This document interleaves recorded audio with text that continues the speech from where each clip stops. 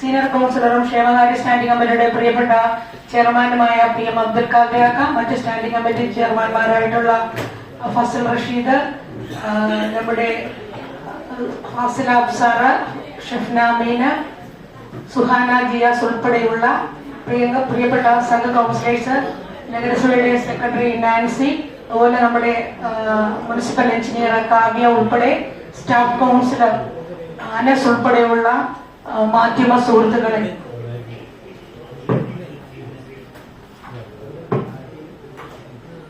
പ്രിയമുള്ളവരെ, 14ാം പഞ്ചവത്സര പദ്ധതിയുടെ ആദ്യ വർഷം പൂർത്തീകരിച്ച് 5ാം വാർഷിക പദ്ധതിയിലേക്ക് കടക്കുന്ന ഈ അവസരത്തില് 14ാം പദ്ധതി കാലത്ത് നമ്മുടെ നാട്ടിൽ ഒരുപാട് വികസന നേട്ടങ്ങളും കോട്ടങ്ങളും ഉണ്ടായിട്ടുണ്ട്.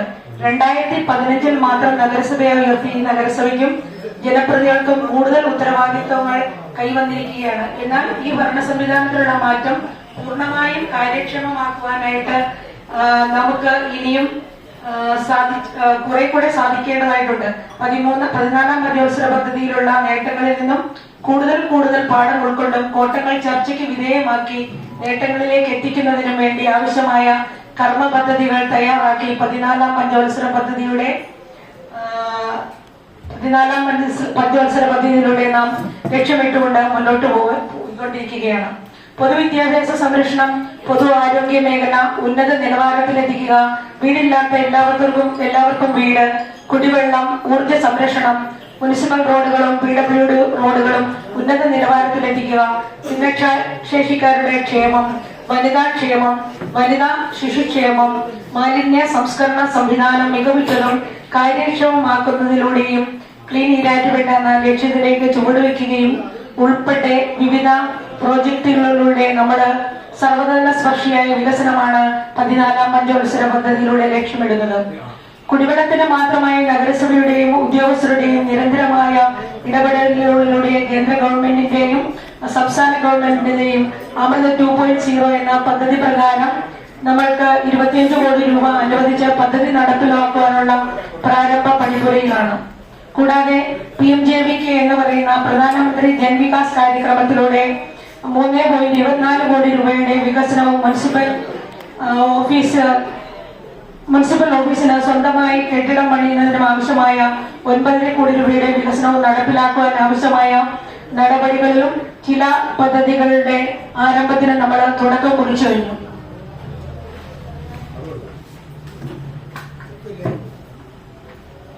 കാർഷിക മേഖലയിലും പരമ്പരാഗത ചെറുകിട വ്യവസായ മേഖലയിലും ഉൽപാദന വർധനവ്, കൂടുതൽ തൊഴിലവസരങ്ങൾ സൃഷ്ടിക്കൽ, ഭരണരംഗത്ത് ഉത്തരവാദിത്വവും സുതാര്യതയും കൈവരിച്ച് കൂടുതൽ ജനപങ്കാളിത്തം ഉറപ്പാക്കുന്നതിനും വിഭവ വിനിയോഗത്തിനും കൂടുതൽ കാര്യക്ഷമത കൈവരിക്കുന്നതിനും നാം കൂടുതൽ ജാഗ്രത പുലർത്തേണ്ടിയിരിക്കുന്നു. നമുക്കറിയാം, ജനകീയാസൂത്രണ പ്രക്രിയ കേരളത്തിൽ നടപ്പിലാക്കിയിട്ട് 26 വർഷങ്ങൾ പിന്നിട്ടിരിക്കുന്ന ഈ അവസരത്തിൽ കഴിഞ്ഞ കാലഘട്ടങ്ങളിൽ അനുഭവപ്പെട്ടിരുന്ന ന്യൂനതകൾ പരിഹരിച്ച് വികേന്ദ്രീകാസൂത്രണ പ്രക്രിയ സുസ്ഥിരമാക്കുന്നതിന് വരുന്ന സാമ്പത്തിക വർഷം കൂടുതൽ ജനക്ഷേമകരവും നൂതനവുമായ പദ്ധതികൾ വിഷയമേഖലാടിസ്ഥാനത്തിൽ തയ്യാറാക്കുന്നതിനും നടപ്പിലാക്കുന്നതിനും ദീർഘവീക്ഷണത്തോടു കൂടിയുള്ള സമീപനം സ്വീകരിക്കേണ്ടിയിരിക്കുന്നു.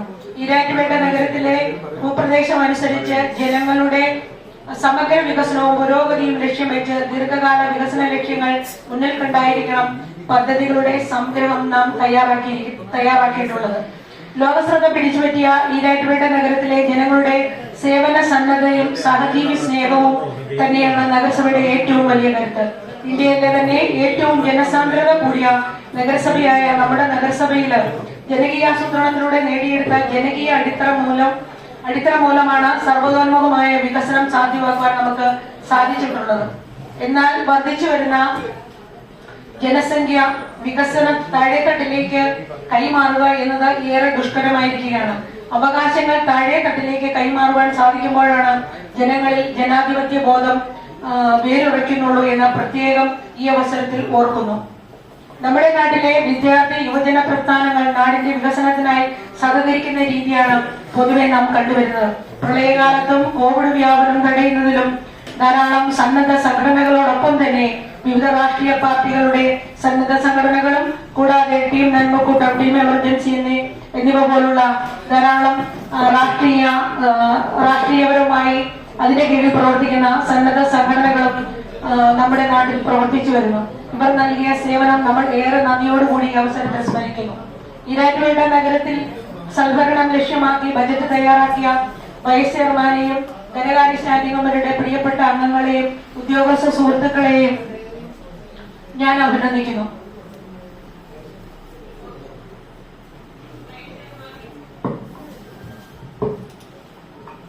ഈരാറ്റുപേട്ടയുടെ സുസ്ഥിര വികസനം ലക്ഷ്യമാക്കി തയ്യാറാക്കിയ ഈ ബജറ്റ് യാഥാർത്ഥ്യമാക്കുവാൻ എന്നോടൊപ്പം നിങ്ങളും ഉണ്ടാകുമെന്ന് ഞാൻ ആത്മാർത്ഥമായി വിശ്വസിക്കുന്നു.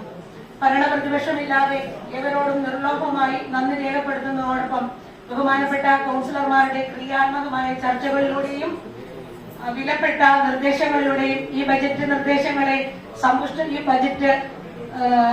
വിവിധ നിർദ്ദേശങ്ങളിലൂടെ സമ്പുഷ്ടമാക്കുമെന്ന പ്രതീക്ഷയോടെ കൌൺസിൽ മുമ്പാകെ 2024-25 വർഷത്തെ പുതുക്കിയ ബജറ്റും 25-26 ബജറ്റ് എസ്റ്റിമേറ്റും ബഹുമാനപ്പെട്ട കൌൺസിൽ മുമ്പാകെ അവതരിപ്പിക്കുന്നതിന് വേണ്ടി നഗരസഭയുടെ ആദരണീയനായ വൈസ് ചെയർമാൻ അഡ്വക്കേറ്റ് മുഹമ്മദ് ഇലിയാസിനെ ആദരപൂർവ്വം ക്ഷണിക്കുന്നു.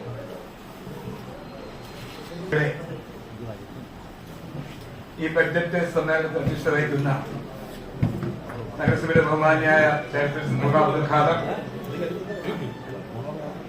ഈ നഗരസഭയിലെ സീനിയർ അംഗവും ക്ഷേമകാര്യ സമിതി ചെയർമാനുമായ PM അബ്ദുൽ ഖാദർ അടക്കമുള്ള പ്രിയപ്പെട്ട സ്റ്റാൻഡിംഗ് കമ്മിറ്റി ചെയർമാൻമാർ, പാർലമെന്റ് പാർട്ടി ലീഡർമാർ, പ്രിയപ്പെട്ട കൌൺസിലർമാർ, Erattupetta press club president Shri Ponnaran Sharif അടക്കമുള്ള മാധ്യമപ്രവർത്തകർ, ബഹുമാന്യായ secretary Nancy Varghese, AE Kavya, RI, നമ്മുടെ സ്റ്റാഫ് കൌൺസിൽ അടക്കമുള്ള ഉദ്യോഗസ്ഥ സുഹൃത്തുക്കളെ, പ്രിയപ്പെട്ടവരെ, ഈരാറ്റുപേട്ട നഗരസഭയുടെ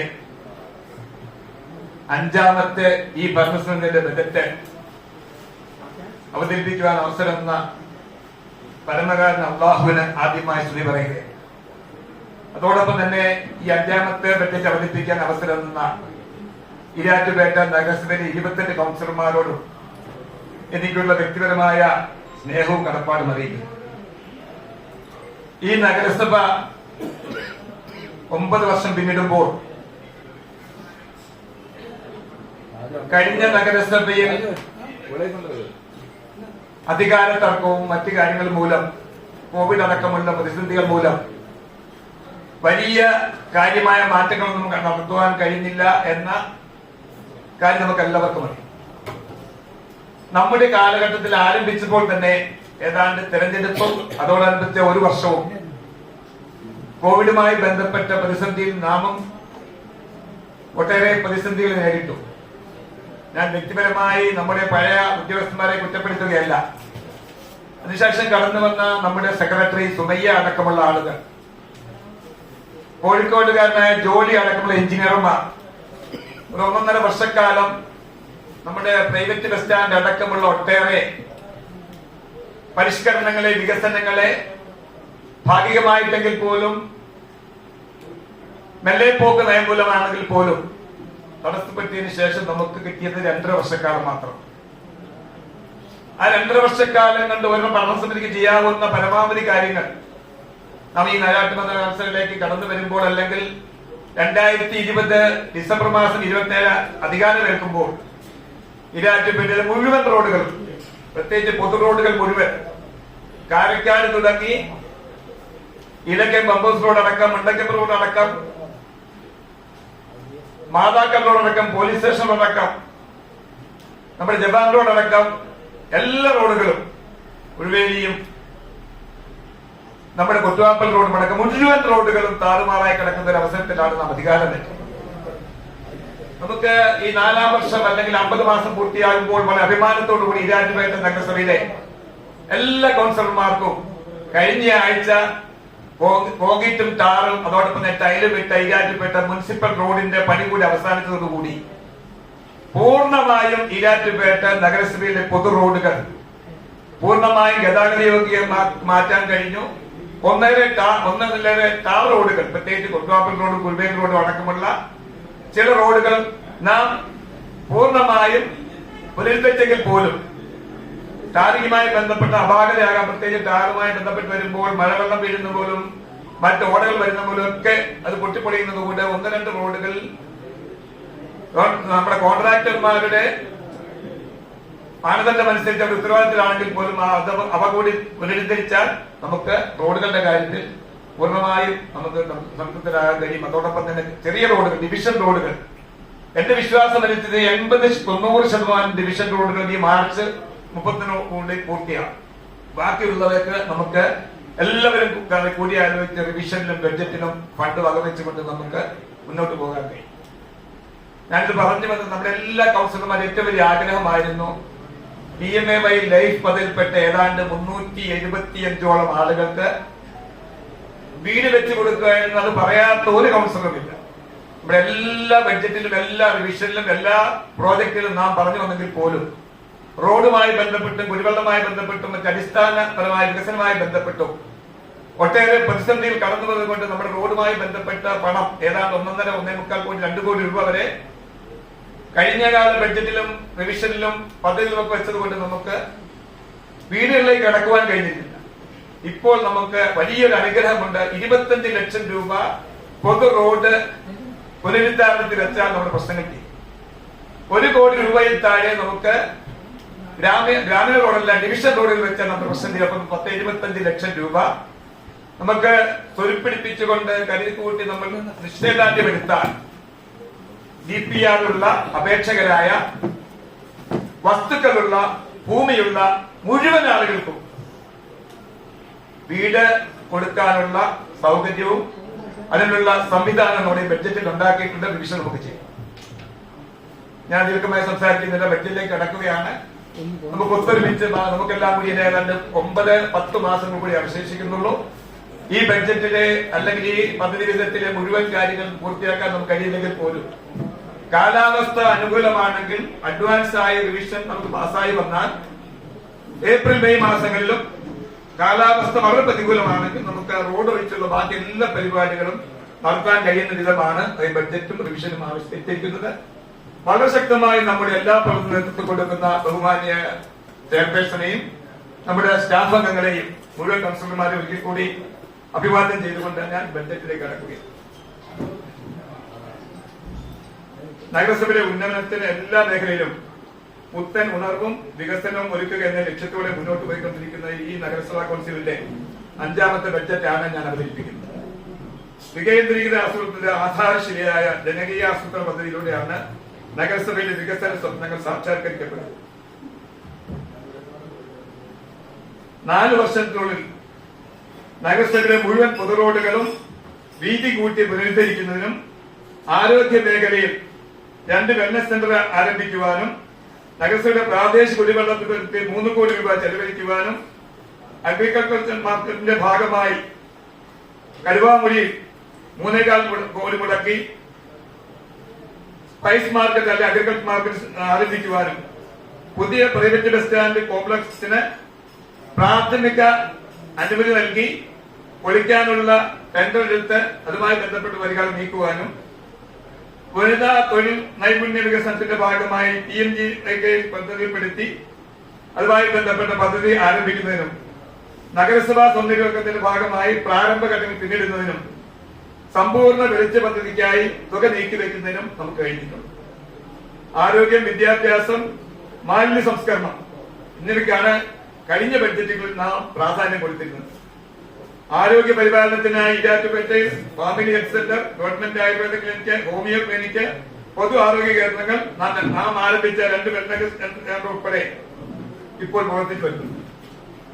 വിദ്യാഭ്യാസ മേഖലയിലെ പുതിയ നവീകരണം ഉൾക്കൊണ്ടുള്ള അസ്ത്രയുടെ തുടർ പദ്ധതികളും സ്കൂളുകളുടെ നവീകരണം, ഫർണിച്ചർ വാങ്ങൽ, പഠനോപകരണം ചെയ്യൽ, ഗവൺമെന്റ് ഹയർ സെക്കൻഡറി സ്കൂളിന് പുതിയ ഓഡിറ്റോറിയം, ഗവൺമെന്റ് മുസ്ലിം LP സ്കൂളിന് പുതിയ ഗേറ്റും മനോഹരമായ പുൽത്തരികയും ഉൾപ്പെടുന്ന കാര്യങ്ങളും നടപ്പാക്കുവാൻ നമുക്ക് കഴിഞ്ഞിട്ടുണ്ട്.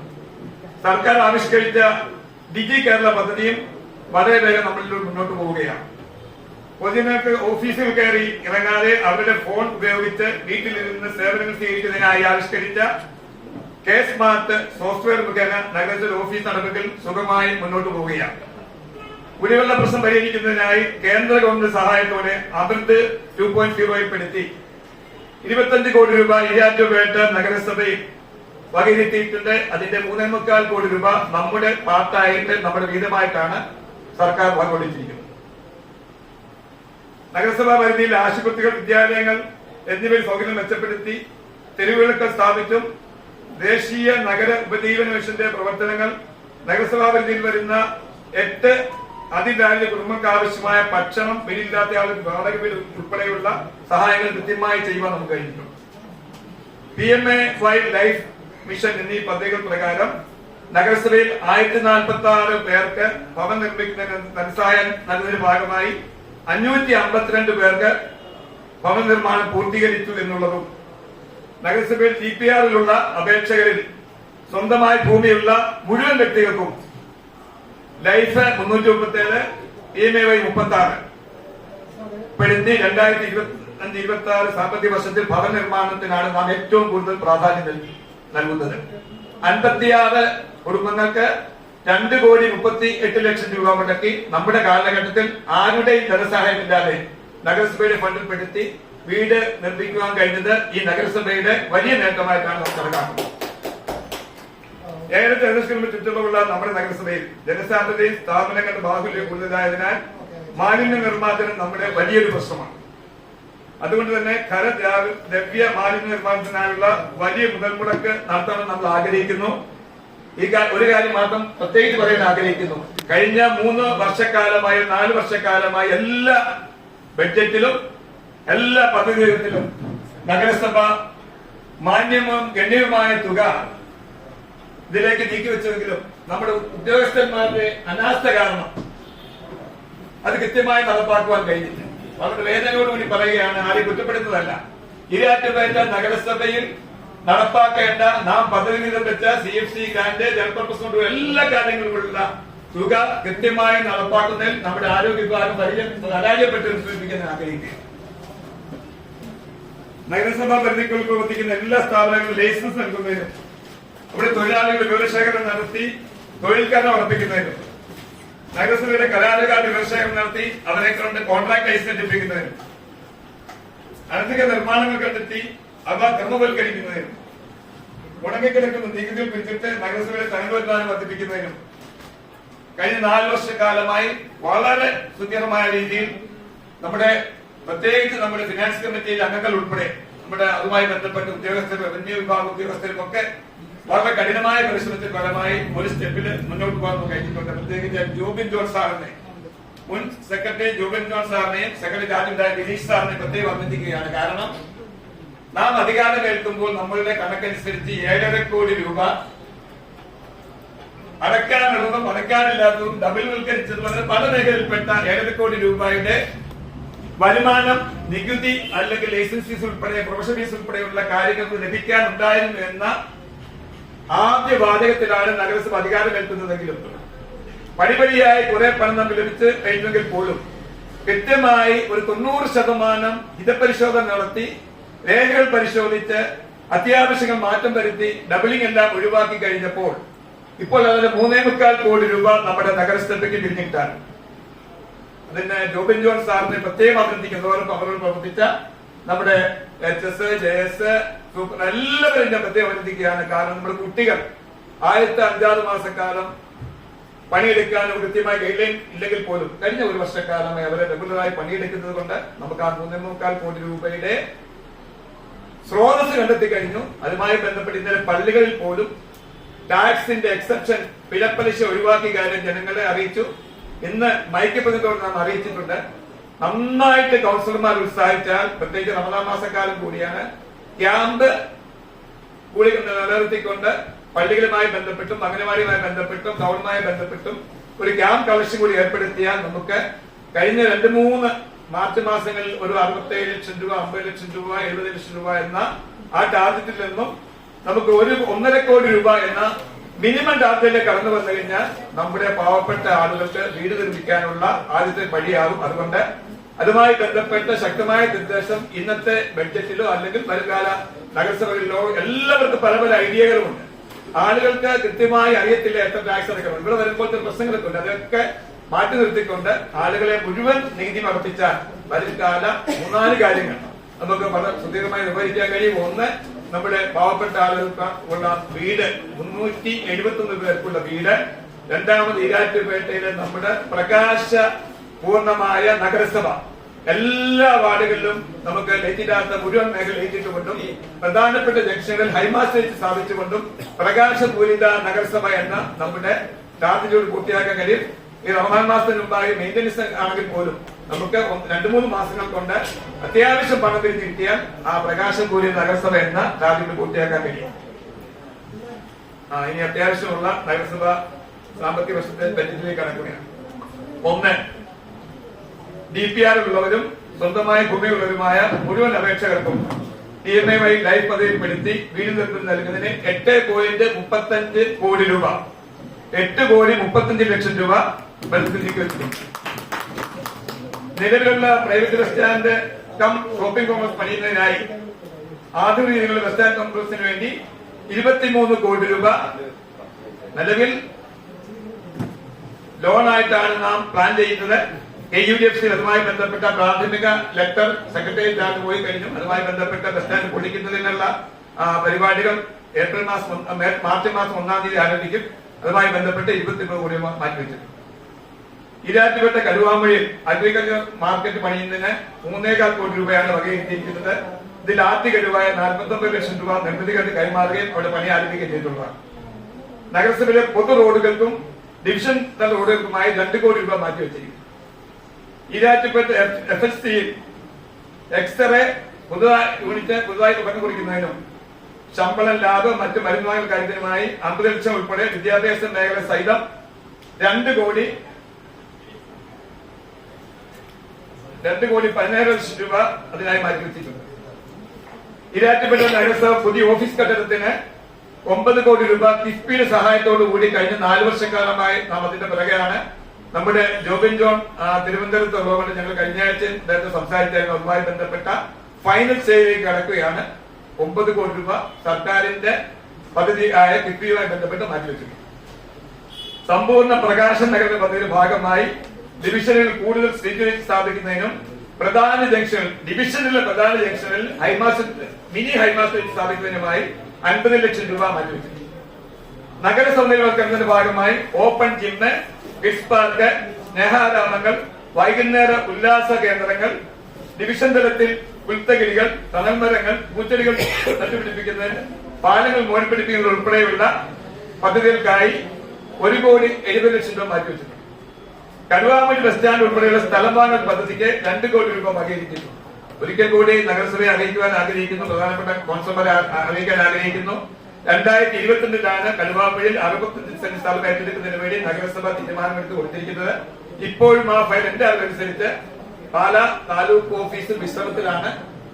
അടിയന്തരമായി പ്രധാനപ്പെട്ട ആളെ ഇടപെട്ടുകൊണ്ട് ആ സ്ഥലം ഏറ്റെടുക്കുന്നതിന് നമ്മൾ ഫണ്ട് വീണ്ടും നഗരസഭ ബഡ്ജറ്റ് വകയിരുത്തുകയും ഡിവിഷൻ വകയിരുത്തുകയും ചെയ്യും. അതുമായി ബന്ധപ്പെട്ട കാര്യങ്ങൾ നീക്കണം എന്ന് സൂചിപ്പിക്കാൻ ആഗ്രഹിക്കുകയാണ്.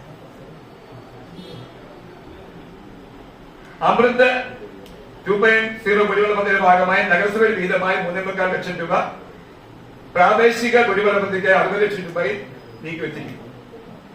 സംസ്ഥാന ബഡ്ജറ്റിൽ പരാമർശിക്കപ്പെട്ട ഇളപ്പങ്കൽ കാരക്കാട് പാലത്തിന്റെ അപ്രോച്ച് റോഡിന് 25 ലക്ഷം രൂപ വകയിരുത്തിയിരുന്നു. വടക്കേക്കൽ മുക്കരയിൽ നിർമ്മിക്കാൻ ഉദ്ദേശിക്കുന്ന റെഗുലേറ്റർ കം ബ്രിഡ്ജിന്റെ സ്ഥലം ഏറ്റെടുപ്പിന് നമ്മുടെ MLA നിർദ്ദേശപ്രകാരം നാം എത്തിക്കുന്നതുകൊണ്ടാണ് 30 ലക്ഷം രൂപ നീക്കിയിരിക്കുന്നത്. TMA ലൈഫ് തിരിച്ചടവ്, ശമ്പളം, മറ്റ് ആനുകൂല്യങ്ങൾ, ഓഫീസ് ചെലവുകൾ, കുട്ടികൾക്കുള്ള സ്കോളർഷിപ്പ്, പോഷകാഹാരം, അടിസ്ഥാന സൗകര്യ വികസനം, ഓഫീസ് വാഹനങ്ങൾ വാങ്ങൽ, മെയിന്റനൻസ് ഉൾപ്പെടെയുള്ള അടിസ്ഥാന ചെലവുകൾക്കായി 29,57 ലക്ഷം രൂപ മാറ്റിവെച്ചു. ഇതാണ് നമ്മുടെ ബഡ്ജറ്റുമായി ബന്ധപ്പെട്ട് ബഹുമാനപ്പെട്ട അംഗങ്ങളെ അറിയിക്കാനുള്ള കാര്യം. എല്ലാവരും ബഡ്ജറ്റിന്റെ കോപ്പി വിതരണം ചെയ്യുകയാണ്. എല്ലാവരും ബഡ്ജറ്റ് ചർച്ചയിൽ പങ്കെടുത്തുകൊണ്ട് ഇതിൽ വന്ന അപാകതകൾ ചൂണ്ടിക്കാണിച്ചുകൊണ്ട് പുതിയ നിർദ്ദേശങ്ങൾ വരികയാണ്. അതുമായി ബന്ധപ്പെട്ട് നീക്കണം. ഒരു കാര്യം കൂടി അറിയിക്കുവാൻ ആഗ്രഹിക്കുന്നു. കഴിഞ്ഞ 50 മാസക്കാലമായി ഈരാറ്റുപേട്ട നഗരസഭയുടെ വൈസ് ചെയർമാൻ എന്ന നിലയിൽ വലിയ സപ്പോർട്ടും സഹകരണവുമാണ് അംഗങ്ങൾ എനിക്ക് നൽകിയിരുന്നത്. പ്രത്യേകിച്ച് ഉദ്യോഗസ്ഥർ വളരെ പ്രധാനപ്പെട്ട ഫിനാൻസ് കമ്മിറ്റി ഉൾപ്പെടെയുള്ള കാര്യങ്ങളിൽ അംഗങ്ങളുടെ രാഷ്ട്രീയം മുഖം നോക്കാതെ ആ ഫിനാൻസ് കമ്മിറ്റിയുടെ പരിഗണിച്ചുള്ള സഹായങ്ങളും നഗരസഭയുമായി ബന്ധപ്പെട്ട് ചെയർപേഴ്സണോട് ചേർന്നുകൊണ്ട് എല്ലാ കാര്യങ്ങളിലും നമുക്ക് നന്നായി മുന്നോട്ട് പോകാൻ കഴിഞ്ഞിട്ടുണ്ട്. ഏതായാലും കഴിഞ്ഞ 1.5 വർഷക്കാലമായി വളരെ സൗഹാർദ്ദ അന്തരീക്ഷം കൂടി ഈരാറ്റുപേട്ട നഗരസഭയിലെ അംഗങ്ങൾക്കിടയിൽ വന്നത് വലിയ സന്തോഷത്തോടു കൂടിയാണ് ഭരണസമിതിയുടെ ഭാഗത്തു നിന്ന് കാണുന്നത്. ആ സൗഹാർദ്ദവും സഹകരണവും സ്നേഹവും ബഹുമാനവും പരസ്പരം വെച്ചുപുലർത്തിക്കൊണ്ട് വരുന്ന 10 മാസം കാലം കൊണ്ട് നമുക്ക് മുന്നോട്ട് പോകണം. എന്റെ പാർട്ടിയായ ഇന്ത്യൻ നാഷണൽ കോൺഗ്രസിനുള്ള ധാരണ അനുസരിച്ചും മുന്നണിയിലെ ധാരണ അനുസരിച്ചും വരുന്ന 10 മാസക്കാലം വൈസ് ചെയർമാനായ ഇന്ത്യൻ നാഷണൽ കോൺഗ്രസിന്റെ അൻസർ പുള്ളൂരിനെ പാർട്ടിയും മുന്നണിയും നിർദ്ദേശിച്ചു. അദ്ദേഹത്തിന്റെ കാര്യങ്ങൾക്ക് ശക്തി പകരാനും നഗരസഭയിലെ ഭാവി കാര്യങ്ങൾ അതുമായി ബന്ധപ്പെട്ട് കൈപിടിപ്പിക്കാനും നമുക്ക് കഴിയണം. നമ്മുടെ നഗരസഭ എല്ലാവരോടും വളരെ സൗഹാർദ്ദമായി പ്രവർത്തിക്കുന്ന വളരെ തന്നെത്തോട് ഈരാറ്റുപേട്ട നഗരസഭയിൽ ഏതാണ്ട് 24 മണിക്കൂർ സാന്നിധ്യമുള്ള ഒരു മെമ്പർ കൂടി അൻസർ പുള്ളൂർ. അദ്ദേഹത്തിന്റെ വരുംകാല 10 മാസം സേവനങ്ങൾ നമ്മുടെ നഗരസഭയിലെ പരിഷ്കരണങ്ങൾക്കും വികസനത്തിനും കഴിച്ചത്. ഒരിക്കൽ കൂടി ഇന്ന് വരെ എന്നോട് സഹകരിച്ച, എന്നെ കൗൺസിലറാക്കി മാറ്റിയ അല്ലെങ്കിൽ അനുവാദ ഇന്ത്യൻ നാഷണൽ കോൺഗ്രസിനോടും എന്നെ വിജയിപ്പിച്ച എന്റെ വാർഡിലെ 7ാം വാർഡ് വോട്ടർമാരോടും എന്നെ വൈസ് ചെയർമാനാക്കി തെരഞ്ഞെടുത്ത UDS ഭരണസമിതിയോടും വളരെ സഹകരണത്തോടുകൂടി വലിയ സഹോദര ബന്ധത്തോടുകൂടി പ്രത്യേകിച്ച് വനിതാംഗങ്ങൾ സഹോദരിമാരെ പോലെ ഏത് കാര്യവും എന്നെ അഴിച്ചുകൊണ്ട് വരുമ്പോൾ വളരെ മാന്യമായി സംസാരിക്കാനും പ്രതികരിക്കാനും കഴിഞ്ഞിട്ടുണ്ട്. എല്ലാവരോടും എല്ലാ സ്നേഹവും കടപ്പാടും അറിയിക്കുന്നു. ഒരു കാര്യം കൂടി സൂചിപ്പിക്കാൻ ആഗ്രഹിക്കുന്നു. നമ്മുടെ നാട്ടിൽ വേദനയുള്ള കാര്യം കൂടി പറയുകയാണ്. നാം 28 പേരും കഴിഞ്ഞ 50 മാസക്കാലമായി നഗരസഭാ കൗൺസിലർമാരായി ജോലി ചെയ്യുന്നവരാണ്. നമുക്ക് ആർക്കും നമ്മുടെ ജോലിക്കനുസരിച്ചുള്ള ഓണറേറിയും മറ്റ് ശമ്പളമുള്ള ആനുകൂല്യമില്ല. പക്ഷെ നമ്മുടെ സോഷ്യൽ മീഡിയ 20 താഴെയുള്ള ആളുകൾ ഈരാറ്റുപേട്ടിലെ സോഷ്യൽ മീഡിയയിൽ ഞാനടക്കം നമ്മളെല്ലാവരോടും 28 കൗൺസിലർമാരുടെയും മുഖം വികൃതമാകുന്ന രീതിയിൽ, മോശമാക്കുന്ന രീതിയിൽ ഒരു പേന വാങ്ങിച്ചാൽ പോലും അതിൽ തർക്കം കണ്ടെത്തുന്ന രീതിയിലാണ് സോഷ്യൽ മീഡിയയുടെ പോക്ക്.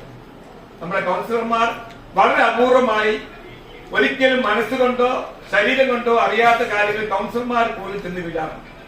നാം ഇതിൽ പങ്കെടുത്തിരിക്കുന്ന 26 പേര് മുസ്ലിം സഹോദരന്മാരും ഇസ്ലാമിന്റെ തത്വശാസ്ത്രത്തെ വിശ്വസിക്കുന്നവരുമാണ്. കൃത്യമായി അറിയാതെ കൗൺസിലർമാരെങ്കിലും ഇതുമായി ബന്ധപ്പെട്ട് ആളുകൾ നേരെ വിരൽ ചൂണ്ടിയാൽ അള്ളാഹുവിന്റെ ഭാഗത്ത് ക്ഷമയുണ്ടാകുകയില്ല.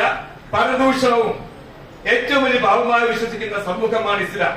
അതുകൊണ്ട് കൃത്യമായി തെളിവുകളും ആധാരമായ റെക്കോർഡുകളും ഇല്ലാതെ ഒരു കൗൺസിലർക്കെതിരായി, സ്റ്റാൻഡിംഗ് കമ്മിറ്റി ചെയർമാൻമാർക്കെതിരായി, വൈസ് ചെയർമാനെതിരായി, ചെയർമാനെതിരായി അല്ലെങ്കിൽ മറ്റിതര ഉദ്യോഗസ്ഥന്മാർക്കെതിരായി ആരോപണം ഉന്നയിക്കരുത് വിനീതമായി സൂചിപ്പിക്കാൻ ആഗ്രഹിക്കും. കാരണം ഒട്ടേറെ ദിവസങ്ങളിൽ സോഷ്യൽ മീഡിയ കാണുമ്പോൾ വേദന ഉൾക്കൊള്ളുന്ന ആളുകളാണ്. നമുക്കെല്ലാം കുടുംബമുള്ളവർ, നമ്മുടെ ഭാര്യയും മക്കളും കുടുംബാംഗങ്ങളും എന്തിനു വേണ്ടിയാണ് ഇതിലേക്ക് വന്നത്, ഇത് കേൾക്കാൻ വേണ്ടിയാണോ, ഇത് കാണാൻ വേണ്ടി വരുന്നത് എന്ന് ചോദിക്കുന്ന ചോദ്യം പോലും പൊതുരംഗത്ത് നിന്നും നമുക്ക് എല്ലാവർക്കും ലഭിച്ചിട്ടുണ്ട്.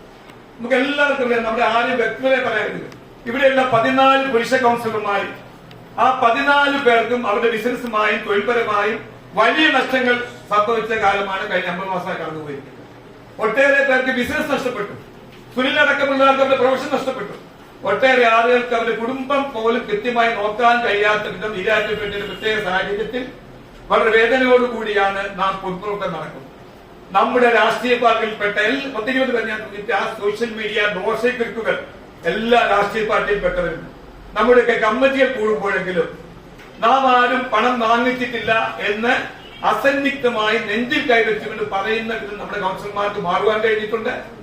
എന്റെ അറിവിലും വിശ്വാസത്തിലും ഈ 28 കൗൺസിലർ ഒരാൾ പോലും പണം വാങ്ങിച്ചത് എന്റെ അറിവിൽ പെട്ടിട്ടില്ല. ഞാൻ ഏതായാലും വാങ്ങിയിട്ടില്ല എന്ന് വ്യക്തമായി സാക്ഷ്യം വഹിക്കാൻ എനിക്ക് കഴിയുന്നതോടൊപ്പം തന്നെ ആ വാക്കുകൾ നാട്ടിലെ സാധാരണക്കാരെ കൊണ്ട് പറയിക്കണമെങ്കിൽ നമുക്ക് മറ്റൊന്നും ചെയ്യാൻ കഴിയും. നാം ഇത് ചെയ്തിട്ടില്ല. പക്ഷെ സോഷ്യൽ മീഡിയയും ചില രാഷ്ട്രീയ പ്രവർത്തകന്മാരും അത് കൈകാര്യം ചെയ്തതിൽ പരാജയപ്പെട്ടു, അവരുടെ ഉദ്ദേശം വിജയിക്കുകയും ചെയ്തിട്ടുണ്ട്. അതുകൊണ്ട് ഏറ്റവും വേദനയുള്ള കാര്യം ഈ 50 മാസത്തെ ഒരു ഭരണപരമായി ബന്ധപ്പെട്ട ഒരു പൊതു തലത്തിലിരുന്ന ആളുകളിൽ പറയുകയാണ്, ഈരാറ്റുപേട്ട സോഷ്യൽ മീഡിയയും വളരെ ചുരുക്കമുള്ള ദോഷക്കുരുക്കുകൾ നടത്തുന്ന വേദനാജനകമായ കമന്റുകൾ കൗൺസിലർമാർ ഏറ്റെടുക്കരുത്, കൗൺസിലർമാരെ രാഷ്ട്രീയ പാർട്ടി ഏറ്റെടുക്കരുത്. നഷ്ടമല്ലാതെ ഞാൻ വിശ്വസിക്കുന്നു ഒരു കൗൺസിലർക്കും ഇരാറ്റുപേട്ട നഗരസഭയിലെ കൗൺസിലറായതിന്റെ പേരിൽ കഴിഞ്ഞ 50 മാസക്കാലം ഒരു ആനുകൂല്യവും അഡീഷണൽ ആയിട്ട് ഒരു വിധവും കിട്ടിയിട്ടില്ലെന്ന് ഞാൻ വിശ്വസിക്കുന്നത്.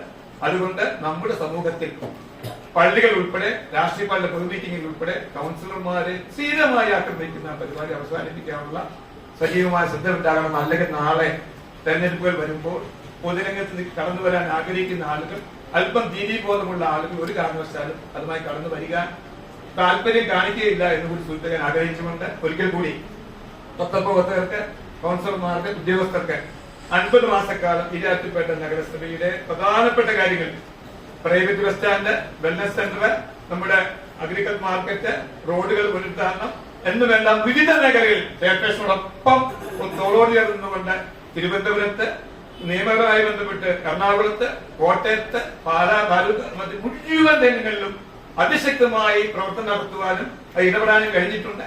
നിങ്ങളെല്ലാം സഹകരണം അതുമായി ബന്ധപ്പെട്ടുണ്ടായിട്ടുണ്ട്. ഈ നഗരസഭയിലെ മുഴുവൻ ആളുകൾക്കും വൈസ് ചെയർമാൻ എന്ന നിലയിൽ നിങ്ങൾ എന്നോട് കാണിച്ച സ്നേഹത്തിന്, കരുതലിന്, വിശ്വാസത്തിന് അദമ്യമായ നന്ദി അറിയിച്ചുകൊണ്ട് നമുക്ക് ഇവിടെ എന്റെ പ്രസംഗം അവസാനിപ്പിക്കുന്നു. നമ്മുടെ ബഡ്ജറ്റുമായി ബന്ധപ്പെട്ട നിർദ്ദേശങ്ങൾ ചർച്ച ചെയ്യാം.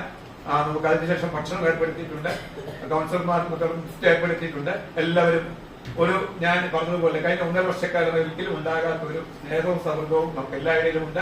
നാം ഒന്നിച്ച് ടൂർ പോകാറുണ്ട്, ഒരു മുറിയിൽ കിടന്ന് ഉറങ്ങാറുണ്ട്. വലിയ സൗഹാർദ്ദാന്തരീക്ഷമാണ് ഉള്ളത്. അത് നമുക്ക് അടുത്ത 10 മാസം കൂടി കഴിയുമെങ്കിൽ കാൽ സൂക്ഷിക്കണം. നല്ലൊരു സ്നേഹാന്തരീക്ഷത്താണ് കഴിഞ്ഞ 1.5 വർഷക്കാലമായി നഗരസഭ നിലനിൽക്കുന്നത്, കൗൺസിൽ ഹാൾ നിലനിൽക്കുന്നത്. അതുകൊണ്ട് അതുമായി ബന്ധപ്പെട്ട് സഹകരിക്കുന്ന മുഴുവൻ ആളെന്ന് പറഞ്ഞുകൊണ്ട് ഈ ബഡ്ജറ്റ് പ്രസംഗം അവസാനിപ്പിക്കുന്ന അറിയിക്കുന്നു. നമസ്കാരം. വൈസ് ചെയർമാൻ സഹോദരങ്ങളിൽ വളരെ വ്യവസ്ഥാപിതമായ ബഡ്ജറ്റ് എന്ന് പറയും അത് അവതരിപ്പിച്ച വൈസ് ചെയർമാനെയും ഇതിന് നേതൃത്വം നൽകിയ ബഹുമാനപ്പെട്ട ചെയർപേഴ്സണെയും ഉദ്യോഗസ്ഥരെയും ഞാൻ അഭിനന്ദിക്കുന്നു. ഒരുപാട് സന്തോഷവും കുറെ ദുഃഖവും ഉള്ള ഒരു സന്ദർഭത്തിലാണ് നമുക്ക് ഉള്ളത്. ഒരു ബജറ്റ് അത് പാസ്സായെങ്കിൽ ആ മുനിസിപ്പൽ ഗവൺമെന്റ് നിലനിൽക്കുള്ളൂ എന്നുള്ള സത്യം ഭരണഘടന എഴുതിയിരിക്കുന്ന കാര്യമാണ്. അതാ ബജറ്റിൽ ഉൾക്കൊള്ളുന്ന എല്ലാ കാര്യങ്ങളും ഒരുപക്ഷെ പ്രാവർത്തികമാക്കാൻ കഴിഞ്ഞു എന്ന് പറയുന്നത് കേന്ദ്ര ഗവൺമെന്റ് പോലും അങ്ങനെയാണ്. നിങ്ങൾ സംസാരിക്കുമ്പോൾ ഞാൻ പറയുന്നത് തെറ്റിപ്പോകും. ഏത് ഗവൺമെന്റ് ആണെങ്കിലും സുപ്രീം കോടതി ആണെങ്കിൽ പോലും ശരി 100% സക്സസ് ആയിട്ട് മുമ്പോട്ട് പോകാൻ കഴിയുന്ന ഒരു സാഹചര്യമില്ല. പക്ഷെ എന്റെ ഒന്നാമത്തെ സങ്കടം എന്താണെന്ന് ചോദിച്ചാൽ ഈ ബജറ്റ് സമ്മേളനത്തിൽ പോലും ഞങ്ങളുടെ പ്രിയപ്പെട്ട സഹപ്രവർത്തകന്മാർ എത്തിച്ചേർന്നിട്ടില്ല. വളരെ ദുഃഖകരമാണ്. ഞങ്ങളൊക്കെ ഞാൻ ആ സത്യവാചകം ചൊല്ലിക്കൊടുത്ത് 1 2 ആളുകൾ ശക്തമായ ഭാഷയിലും ബാക്കി 25 ആളുകൾ കാരണം നിങ്ങൾ സംസാരിക്കുകയാണ് ഞാൻ പറയുന്നത് മനസ്സിലാകില്ല.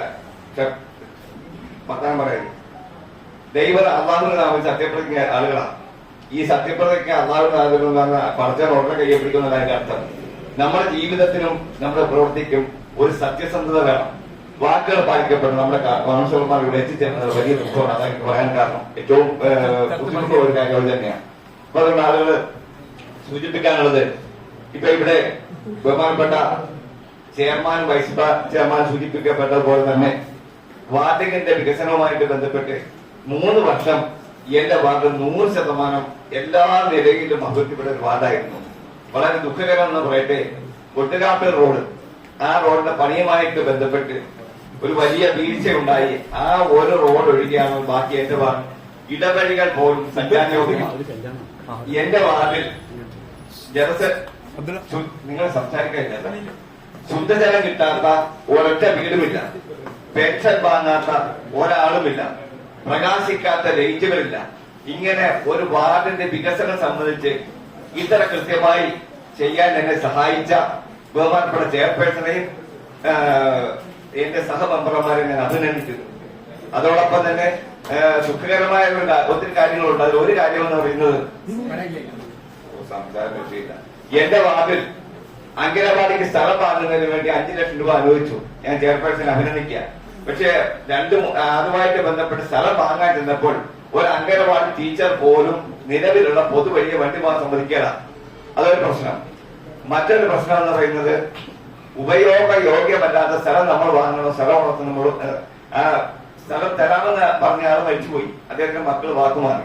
അപ്പൊ അദ്ദേഹത്തിന്റെ ഒരു ദുഃഖം എന്ന് പറയുന്നത് എന്തായിരുന്നാലും ശരി, ഇത്ര ജനസാന്ദ്രതയുള്ള ഇത്ര പ്രതിസന്ധിയുള്ള ഒരു പ്രദേശത്ത് കഴിഞ്ഞ 4 വർഷത്തിലധികം നമ്മളെ നയിച്ച ചെയർപേഴ്സന്റെ ആ ഭരണചാരുതി എടുത്തു പറയുന്നതാണ്. ഒരു കൂട്ടായ്മ ഉണ്ടാകണം. ബഹുമാനപ്പെട്ട കോടതികളെ നമ്മളെല്ലാം ബഹുമാനിക്കുന്നു, ഞാനും ബഹുമാനിക്കുന്നു.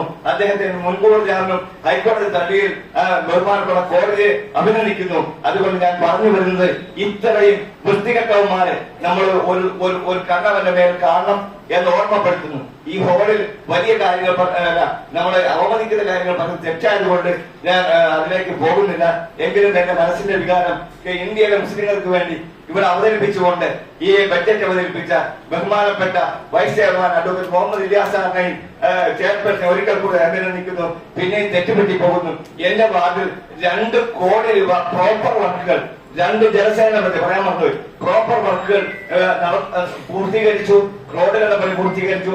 പിന്നെ 35 ലക്ഷം രൂപ ഈ ജില്ലയിലെ ഏറ്റവും വലിയ LP കലാലയമായ മുസ്ലിം LPSന് ബഹുമാനപ്പെട്ട ചെയർപേഴ്സൺ അനുവദിച്ചു. അതോടൊപ്പം തന്നെ ബഹുമാനപ്പെട്ട കേരള ഗവൺമെന്റ് 1,35 ലക്ഷം രൂപയുടെ ഒരു വലിയ പ്രോജക്ട് എന്റെ വാർഡിൽ തന്നു, മറ്റു പല വാർഡിൽ കൊടുത്തു കാണും. ഈ ബജറ്റ് ഇവിടെ അവതരിപ്പിച്ച വിവിധ സ്റ്റാൻഡിംഗ് കമ്മിറ്റി ചെയർമാൻമാർ, സഹാ കൗൺസിലേഴ്സ്, പത്ര പ്രവർത്തകരെ, ഉദ്യോഗസ്ഥർ, നമുക്കറിയാം കാലാകാലങ്ങളിൽ ഇത്തരം ബജറ്റുകളിലൂടെ അവതരിപ്പിക്കാറുണ്ട്. എന്തുകൊണ്ടും വളരെ കൃത്യമായ ദീർഘവീക്ഷണത്തോടു കൂടിയുള്ള മുഴുവൻ കാര്യങ്ങളും അക്കമിട്ട് പ്രതിപാദിച്ചുകൊണ്ടുള്ള ബജറ്റാണ് ഇന്നിവിടെ അവതരിപ്പിച്ചത്. ഈ ബജറ്റിലൂടെ അവതരിപ്പിച്ച വൈസ് ചെയർമാൻ അഡ്വക്കേറ്റ് മുഹമ്മദ് ഇലിയാസിനും ഇതിനുവേണ്ടി പണിയെടുത്ത ചെയർപേഴ്സൺ ഉൾപ്പെടെയുള്ള മറ്റു ഉദ്യോഗസ്ഥന്മാർക്കൊക്കെ നന്ദി അറിയിക്കുന്നു. പ്രധാനമായും എടുത്തു പറയേണ്ട 2 കാര്യങ്ങൾ, നമ്മുടെ ഗ്രാമീണ റോഡുകൾ വീതി കൂട്ടി കോൺക്രീറ്റ് ചെയ്യുക എന്നുള്ളത് വളരെ വലിയൊരു സ്വപ്നമായിരുന്നു. നമുക്കറിയാം 4-5 വർഷം നമുക്ക് മുമ്പുള്ള ഭരണസമിതിയുടെ കാലത്ത് നാമമാത്രമായ റോഡുകൾ അങ്ങനെ വീതി കൂട്ടി അത് പൂർത്തിയാക്കാൻ കഴിഞ്ഞില്ല. നമ്മൾ വന്നതിന് ശേഷം അത് വീതി കൂട്ടി കോൺക്രീറ്റ് ചെയ്തു. ഇനിയും അത് ചെയ്യാത്ത റോഡുകൾക്ക് അല്ലെങ്കിൽ വാർഡുകൾക്ക് പ്രത്യേക ഫണ്ട് അനുവദിച്ച വൈസ് ചെയർമാനെ അഭിനന്ദിക്കുന്നു. അതുപോലെ തന്നെ ഈ രാഷ്ട്രീയത്തെ സംബന്ധിച്ച് നമുക്കറിയാം, കുടിവെള്ളം വലിയൊരു പ്രശ്നമാണ്. നമ്മുടെ ആകെയുള്ളത് ഈ 2 നദികളിലെ അല്ലെങ്കിൽ മീനിച്ചിലാറ്റിൽ നിന്നുള്ള കുടിവെള്ള സ്രോതസ്സാണ് നമുക്കുള്ളത്. അതിൽ തന്നെ നല്ല ശതമാനം മാലിന്യങ്ങളുണ്ട്. അപ്പൊ അതൊക്കെ അതിജീവിക്കുക എന്നുള്ളത് ഇത്രയും പോപ്പുലേഷൻ ഉള്ള ഒരു നാട്ടിൽ വലിയ ബുദ്ധിമുട്ടാണ്. കാരണം പകർച്ചവ്യാധികളൊക്കെ അത് കാരണം ഉണ്ടാകാൻ സാധ്യതകളുണ്ട്. അപ്പൊ അതൊക്കെ മുന്നിൽ കണ്ടുകൊണ്ട് നമ്മുടെ കേന്ദ്ര സർക്കാരിന്റെ സഹായത്തോടുകൂടി അമൃത് 2.0 എന്ന കുടിവെള്ള പദ്ധതി 25 കോടി രൂപ നമ്മളിവിടെ വകയിരുത്തിയിട്ടുള്ള 25 കോടി രൂപയുടെ പ്രൊജക്റ്റാണ് നമ്മൾ വെച്ചിരിക്കുന്നത്. അതിന് ഈ മുഴുവൻ അതിന്റെ പിന്നെ പ്രവർത്തിച്ച ചെയർപേഴ്സണെ നമ്മുടെ വൈസ് ചെയർമാനൊക്കെ പ്രത്യേകം അഭിനന്ദിക്കുക. കാരണം ഒരു വലിയ പ്രൊജക്റ്റ് ആണെങ്കിൽ പോലും അത് സമയബന്ധിതമായി പൂർത്തീകരിക്കാൻ കഴിയട്ടെ എന്ന് ആശംസിക്കുകയും, അതുപോലെ തന്നെ മറ്റു കാര്യങ്ങൾ നമുക്കറിയാം, വിദ്യാഭ്യാസ രംഗത്തൊക്കെ വളരെ ബൃഹത്തായ പദ്ധതികളാണ് ഇതിൽ വിഭാവനം ചെയ്തിട്ടുള്ളത്. അപ്പൊ കഴിഞ്ഞ കാലങ്ങളിലൊക്കെ നല്ല നല്ല പദ്ധതികൾ നമ്മൾ നടപ്പിലാക്കിയിട്ടുണ്ട്. നമുക്ക് അംഗനവാടി ഉൾപ്പെടെ സ്വന്തമായി കെട്ടിടമില്ലാത്ത അല്ലെങ്കിൽ വാടക കെട്ടിടത്തിൽ നടന്നുകൊണ്ടിരിക്കുന്ന അംഗനവാടികൾക്കൊക്കെ എല്ലാ വാർഡുകളും അതിനകത്ത് 28 വാർഡിനെയും ഒരുപോലെ കണ്ടുകൊണ്ട് അംഗനവാടി സ്വന്തമായി ഇല്ലാത്ത വാർഡുകളെല്ലാം സ്ഥലമില്ലാത്തവർക്ക് സ്ഥലം വാങ്ങിക്കുവാൻ വേണ്ടിയിട്ട് പ്രത്യേകം ഇപ്പൊ എന്റെ വാർഡിലൊക്കെ 10 ലക്ഷം രൂപയാണ് ഫണ്ട് വെച്ചിരിക്കുന്നത്. പിന്നെ അതിന് പ്രത്യേകം അഭിനന്ദിക്കുന്നു. സാങ്കേതികമായ ചില കാരണങ്ങൾ കൊണ്ട് അത് വൈകുന്നു എന്നുള്ളത് വളരെ ഖേദകരമാണ്. അത് നമ്മുടെ കുഴപ്പമില്ല, നമ്മുടെ സർക്കാരുമായി ബന്ധപ്പെട്ട് നമ്മുടെ ഫെയർ വാല്യൂമായി ബന്ധപ്പെട്ട ചില വിഷയങ്ങളാണ്. അപ്പൊ അത് അതിജീവിക്കുവാൻ കളക്ടർ ഉൾപ്പെടെയുള്ളവരുമായി നമ്മൾ ബന്ധപ്പെട്ടിട്ടുണ്ട്. ഇപ്പോ അതിന്റെ ഫയല് വില്ലേജിലുണ്ട്, താലൂക്കിൽ പോയി അത് കളക്ടറുടെ ഭാഗത്തുനിന്ന് നല്ലൊരു നമുക്ക് അനുകൂലമായിട്ടുള്ള വിധി ഉണ്ടാകുകയാണെങ്കിൽ 8-10 വാർഡുകൾ കൂടി സ്വന്തമായി സ്ഥലം വാങ്ങുവാനും അതുവഴി നമുക്ക് സ്വന്തമായിട്ട് സ്മാർട്ട് അംഗൻവാടി തുടങ്ങാനുള്ള സാഹചര്യം ഒരുക്കിയിട്ടുണ്ട് ബഡ്ജറ്റിലൂടെ. അപ്പോ ഈ ബജറ്റിന്റെ പിന്നിൽ പ്രവർത്തിച്ച മുഴുവൻ പേരെയും ഒരിക്കൽ കൂടി അഭിനന്ദിക്കുന്നു. ഈ വാർഡിന്റെ ഈ ഈരാറ്റുപേട്ടിന്റെ സമഗ്ര വികസനം, പ്രത്യേകിച്ച് പറയാം ആരോഗ്യ മേഖലകൾ 2 വെൽനസ് സെന്റർ നമുക്ക് നടപ്പിലാക്കാൻ സാധിച്ചു. അതുപോലെ തന്നെ എക്സ്റേ യൂണിറ്റ് ഉൾപ്പെടെയുള്ള വലിയ വലിയ പദ്ധതികൾ നമുക്ക് കൊണ്ടുവരാൻ സാധിച്ചിട്ടുണ്ട്. അതിന്റെ ഉദ്ഘാടനമൊക്കെ താമസമില്ല നമുക്ക് ഇവിടെ നടത്തുവാൻ സാധിക്കും.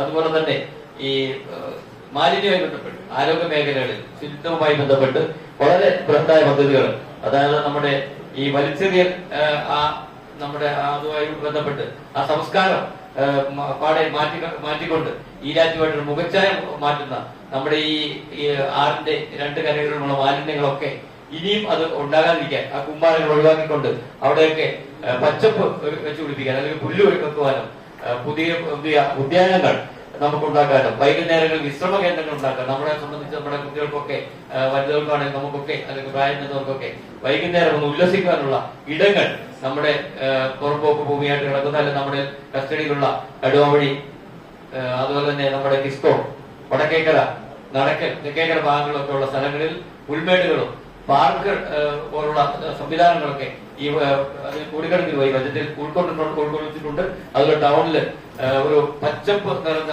നഗരമായി മാറ്റുവാൻ വേണ്ടി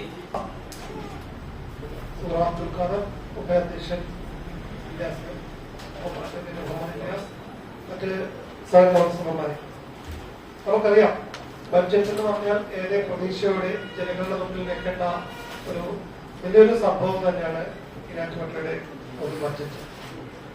നിർഭാഗ്യവശാൽ 2024-25 വർഷത്തിൽ വെച്ച ബജറ്റിൽ ഇനിയും ചിലവഴിക്കാൻ പറ്റാതെ 75 ലക്ഷം രൂപയുടെ ആരോഗ്യ സ്റ്റാൻഡിംഗ് കമ്മിറ്റിയുടെ പ്രവൃത്തി ഒന്നുമാകാതെ കിടക്കുന്നു. ഇപ്പം ഞാൻ നോക്കിയിട്ട് ഹെൽത്തിൽ ഒരു ഉദ്യോഗസ്ഥ പോലും ഇവിടെ ഇതിന് ഈ ബഡ്ജറ്റ് അവതരണത്തിൽ ഇവിടെ ഇല്ല. അത് ഹെൽത്തിന്റെ ഒരു പോരായ്മ തന്നെയാണ്. ഒരു ഉദ്യോഗസ്ഥരോട് ചോദ്യം ചോദിക്കാനുള്ളത് ചെയർപേഴ്സൺ മറുപടി പറയേണ്ട കാര്യമില്ല. ഇത് ഇവിടെ നമ്മള് ഒരു പ്രതീക്ഷയുടെ ആരോഗ്യത്തിന് വേണ്ടി വെക്കുന്ന കാശ് ചെലവഴിക്കാതെ ജനങ്ങൾക്ക് വേണ്ടി ഉപകരിക്കാതെ 75 ലക്ഷം രൂപ എന്ന് പറഞ്ഞാൽ ഭീമമായ തുകയാണ്. ആകെ 1.25 കോടി രൂപ, 1,20,00,000 രൂപയാണ് മാലിന്യ നിർമ്മാർജ്ജനത്തിന് അതുപോലെ കുടിവെള്ള പദ്ധതിക്ക് പറ്റുന്നത്. അതിൽ നിന്നും 75 ലക്ഷം രൂപ മാലിന്യ നിർമ്മാർജ്ജനത്തിന് വേണ്ടി നിർമ്മാർജ്ജനം ചെയ്താൽ ആരോഗ്യം ഉണ്ടാവുള്ളൂ.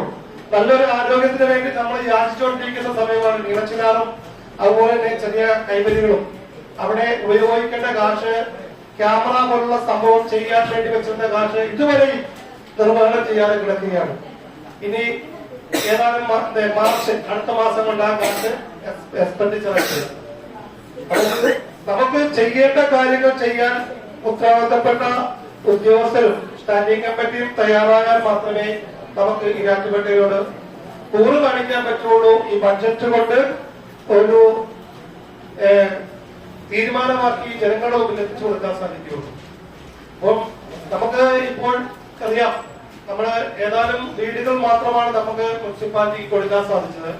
ബാക്കി വീടുകൾക്കുള്ള തുക ബഡ്ജറ്റിൽ ഉൾപ്പെടുത്തിയത് നല്ല കാര്യമായിട്ട് അംഗീകരിക്കുന്നു. പിന്നെ നമുക്ക് വർഷങ്ങളായി 2018 തറക്കല്ലിട്ട മുനിസിപ്പൽ കോംപ്ലക്സ് ഇതുപോലെയും ഒരു യാഥാർത്ഥ്യമാക്കാൻ സാധിച്ചിട്ടില്ല. ഈ പരിമിതമായ ഒരു ഇടത്തിൽ നമ്മൾ മുനിസിപ്പാലിറ്റി ഓടിക്കുകയാണ്. ഉദ്യോഗസ്ഥർ പുതിയ വന്നാൽ ഇരിക്കാൻ സീറ്റില്ല. അതുപോലെ തന്നെ കൗൺസിലർമാർക്ക് പ്രത്യേക ഇരിപ്പിടം ഈ 4 വർഷ കാലയളവിലും ഉണ്ടായിട്ടില്ല. പല കൗൺസിലിലും റെഡിയാക്കാവുന്ന കൗൺസിലർമാർ വന്ന് വരാത്ത തോറും നിൽക്കുന്ന ഒരു അവസ്ഥ ഇന്നും തുടർന്നു പോവുകയാണ്. അപ്പോൾ നമുക്ക് ഈരാറ്റുപേട്ടയ്ക്ക് വേണ്ട ഒരു സജ്ജീകരണവും ഈ 28 കൗൺസിലർമാരും അധികാരമേറ്റിട്ട് ഇതേവരെ പൂർത്തീകരിക്കാൻ സാധിച്ചിട്ടില്ല എന്നുള്ളത് യാഥാർത്ഥ്യമാണ്. തീർച്ചയായും ഈ വരുന്ന ബഡ്ജറ്റിൽ നമ്മൾ ഉൾക്കൊള്ളിച്ച കാര്യങ്ങൾ ഈ കുറഞ്ഞ മാസ കാലയളവിൽ നമ്മൾ ചെയ്തു തീർക്കേണ്ടതുണ്ട്. നമുക്ക് ഇലക്ഷൻ ഡിക്ലറേഷൻ ചെയ്താൽ ഈ ഫണ്ട് പിന്നെ അടുത്ത വരുന്ന കൗൺസിലർമാർക്ക്, അടുത്ത വരുന്ന ഭരണസമിതിക്ക് മാത്രമേ ചെയ്യാൻ സാധിക്കുകയുള്ളൂ. അപ്പോൾ എത്രയും ഇപ്പോൾ കഴിഞ്ഞ വർഷം ചെയ്ത പല ബഡ്ജറ്റിൽ അവതരിപ്പിക്കപ്പെട്ടവും വെച്ച കാര്യങ്ങൾ പലതും ചെയ്യാതെ മുന്നോട്ട് പോവുകയാണ്. ഇന്ന് കോൺഗ്രസ് ചെയ്യാൻ പലരും ടെൻഡർ ഇടുന്ന ഒരു അവസ്ഥ വരെ എത്തിയിട്ടുള്ളൂ ഇതിനായിട്ട് മുനിസിപ്പാലിറ്റി പല ഉദ്യോഗസ്ഥരും. അത് നമ്മളൊരു ബഹളം വെക്കുവാണെങ്കിൽ ഉടനെ സോഷ്യൽ മീഡിയയിൽ വരും, നിങ്ങൾ വഴക്കുണ്ടാകാൻ വേണ്ടിയാണ് അവിടെ വരുന്നത്. അത് കാരണം ഞങ്ങൾ വഴക്ക് കുറച്ചു. വഴക്കുണ്ടാകാതിരുന്ന ചോദിക്കും നിങ്ങൾ അനുമതിക്ക് കൂട്ടിരിക്കുകയാണോ എന്ന്. ഇതെല്ലാം പ്രശ്നമാണ് ജനങ്ങളുടെ മുമ്പിൽ. അപ്പം അലമ്പുണ്ടാക്കിയാലും പ്രശ്നം, അലമ്പുണ്ടാക്കിയില്ല അനുമതിക്ക് കൂട്ടിരിക്കുന്നതെന്ന് പറഞ്ഞ് അത് എല്ലാ കൗൺസിലർമാർക്കും ഉള്ള ഒരു 28 കൗൺസിലർമാർ ഒന്നിച്ച് കട്ടുമുടിക്കാന്നുള്ളത്. എനിക്കറിയാം, എന്റെ കുടുംബം ഓരോ കൗൺസിലർമാരുടെയും കുടുംബത്തിൽ പോയി അന്വേഷിച്ച് നോക്കിയാൽ അവിടുത്തെ ചുറ്റുപാട് അറിയാൻ പറ്റും. എന്റെ വീട്ടിൽ പോയി ഞാൻ ശത്രുമുണ്ടും മാറി കിടക്കുന്നുണ്ട്. എന്റെ കുടുംബത്തിൽ പോയി അന്വേഷിക്കുവാണെങ്കിൽ ചിലപ്പം ഉച്ചയ്ക്കുള്ള കറി വയ്ക്കാൻ പോലും കാണാത്ത അവസ്ഥ ഉണ്ടായിട്ടുണ്ട്. അത് പല കൗൺസിലർമാരുടെ ഉള്ളിലുള്ള കാര്യങ്ങളാണ്. അത് വെളിയിൽ പറയേണ്ട കാര്യങ്ങൾ പറഞ്ഞു പോകുന്നതാ.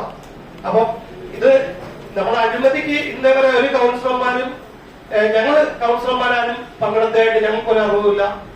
ഇത് അഴിമതി ഉണ്ടെന്ന് പറയുന്നവർ തെളിയിച്ച് മുന്നോട്ട് വന്ന ഒരാളുടെ നേരെ മുഖത്ത് നോക്കി അഴിമതി ചെയ്യുന്നു, അല്ലെങ്കിൽ 28 പേര് ഒന്നിച്ച് അഴിമതി ചെയ്യുന്നു എന്ന് പറയുമ്പോൾ വളരെ സങ്കടമുണ്ട്. അത് തീർച്ചയായിട്ടും ജനങ്ങൾ മാറി ചിന്തിക്കേണ്ടതുണ്ട്. എന്ത് തൊട്ടാലും അഴിമതി എന്നുള്ള ആ സംഭാഷണം മാറ്റി അത് അഴിമതി ചെയ്യുന്നവരുടെ നേരെ നീട്ടുവാണെങ്കിൽ ഒരു കുഴപ്പമില്ല. അഴിമതി ചെയ്യാത്തവരെ നീട്ടി പിന്നെ കൈ ചൂണ്ടുമ്പോൾ ബാക്കിയുള്ള 9 പേരും സ്വന്തം നെഞ്ചിന് നേരെയാന്നോർത്ത് കാര്യങ്ങൾ പറയുക. അഴിമതി ഇല്ലാത്ത ഒരു ജീവിതം ഇതുവരെ മുന്നോട്ട് പോകാൻ കൗൺസിലർമാർ സാധിച്ചവരുമുണ്ട്, ഇല്ലാത്തവരുണ്ട്. എല്ലാവരും അഴിമതിക്കാരല്ല എന്നൊന്നും ഞാൻ പറയുന്നില്ല. അഴിമതി ഉള്ളവരുമുണ്ട്, ഇല്ലാത്തവരുമുണ്ട്. അപ്പോൾ നമ്മള് 100% സത്യസന്ധനായി ഓരോ മനുഷ്യർക്ക് ജീവിക്കാൻ സാധിക്കില്ല. ഇപ്പോൾ രാസാക്ക പറഞ്ഞതുപോലെ തന്നെ നമ്മള് ഈരാറ്റുപേട്ടയില് 98% ജനങ്ങളും ഖുർആൻ ഹദീസും മുറുകെ പിടിച്ച് ജീവിക്കുന്നവരാണ്. അവര് പറയുമ്പോൾ അഴിമതി എന്ന് പറയുമ്പോൾ നല്ല ബുദ്ധിമുട്ടുണ്ട്. അതിനൊന്നും മാറി ചിന്തിച്ച് കൗൺസിലർമാരുടെ പക്ഷത്തും കൂടി ഇന്ന് ചിന്തിച്ച് മുന്നോട്ട് പോകണം എന്ന് മാത്രമേ പറയാനുള്ളൂ. അല്ലാതെ മുന്നോട്ട് 100% കൂറ് പുലർത്തി മുന്നോട്ട് പോയി ബഡ്ജറ്റ് പൂർത്തീകരിക്കാൻ സാധിക്കട്ടെ എന്ന് ആശംസിക്കുന്നു. നന്ദി, നമസ്കാരം. എല്ലാവർക്കും നമസ്കാരം. ഇരട്ടപ്പെട്ട municipal chairman Abdul Khader, budget അവതരിപ്പിച്ച വിദ്യാർത്ഥികൾക്ക, കൗൺസിലർമാർ, മാധ്യമ സുഹൃത്തുക്കൾ, ഉദ്യോഗസ്ഥന്മാർ, ഈ ബജറ്റിലെ ഏറ്റവും കാതലായ ഭാഗം ആയി എനിക്ക് തോന്നിയത് ഇരട്ടപ്പെട്ട നഗരസഭയിൽ സ്വന്തമായി ഭൂമിയുള്ളവർക്ക് എല്ലാവർക്കും വീട് നൽകുമെന്നുള്ള പ്രഖ്യാപനമാണ്. കാരണം ഒരു സാധാരണക്കാരനായ കൗൺസിലറായതുകൊണ്ടായിരിക്കാം എനിക്കങ്ങനെ തോന്നിയത്. വീടില്ലാത്ത മുഴുവൻ പേർക്കും വീട് കൊടുക്കണമെന്നുള്ള ആവശ്യം കഴിഞ്ഞ 4 വർഷക്കാലമായി എല്ലാ കൗൺസിലിലും എല്ലാ ബജറ്റിലും ഞങ്ങൾ നിരന്തരം ഈ ഭരണപക്ഷത്തോട് പറയുന്ന കാര്യമാണ്. എന്നാൽ ഇപ്രാവശ്യം മുഴുവൻ പേർക്കും, വീടില്ലാത്ത മുഴുവൻ പേർക്കും വീട് നൽകാമെന്നുള്ള ഈ ബജറ്റിലെ ഈ ഭാഗത്തെ ഞാൻ പ്രശംസിക്കുകയാണ്. അതുപോലെ തന്നെ മറ്റൊരു കാര്യം എനിക്ക് പറയാനുള്ളത്, കഴിഞ്ഞ 5 വർഷക്കാലമായി നമ്മൾ 28 വാർഡിലും ഏതാണ്ട് 15-20ഓളം ആശ്രയ കിറ്റ് പാവപ്പെട്ട ജനങ്ങൾക്ക് നൽകിക്കൊണ്ടിരുന്നതാണ്.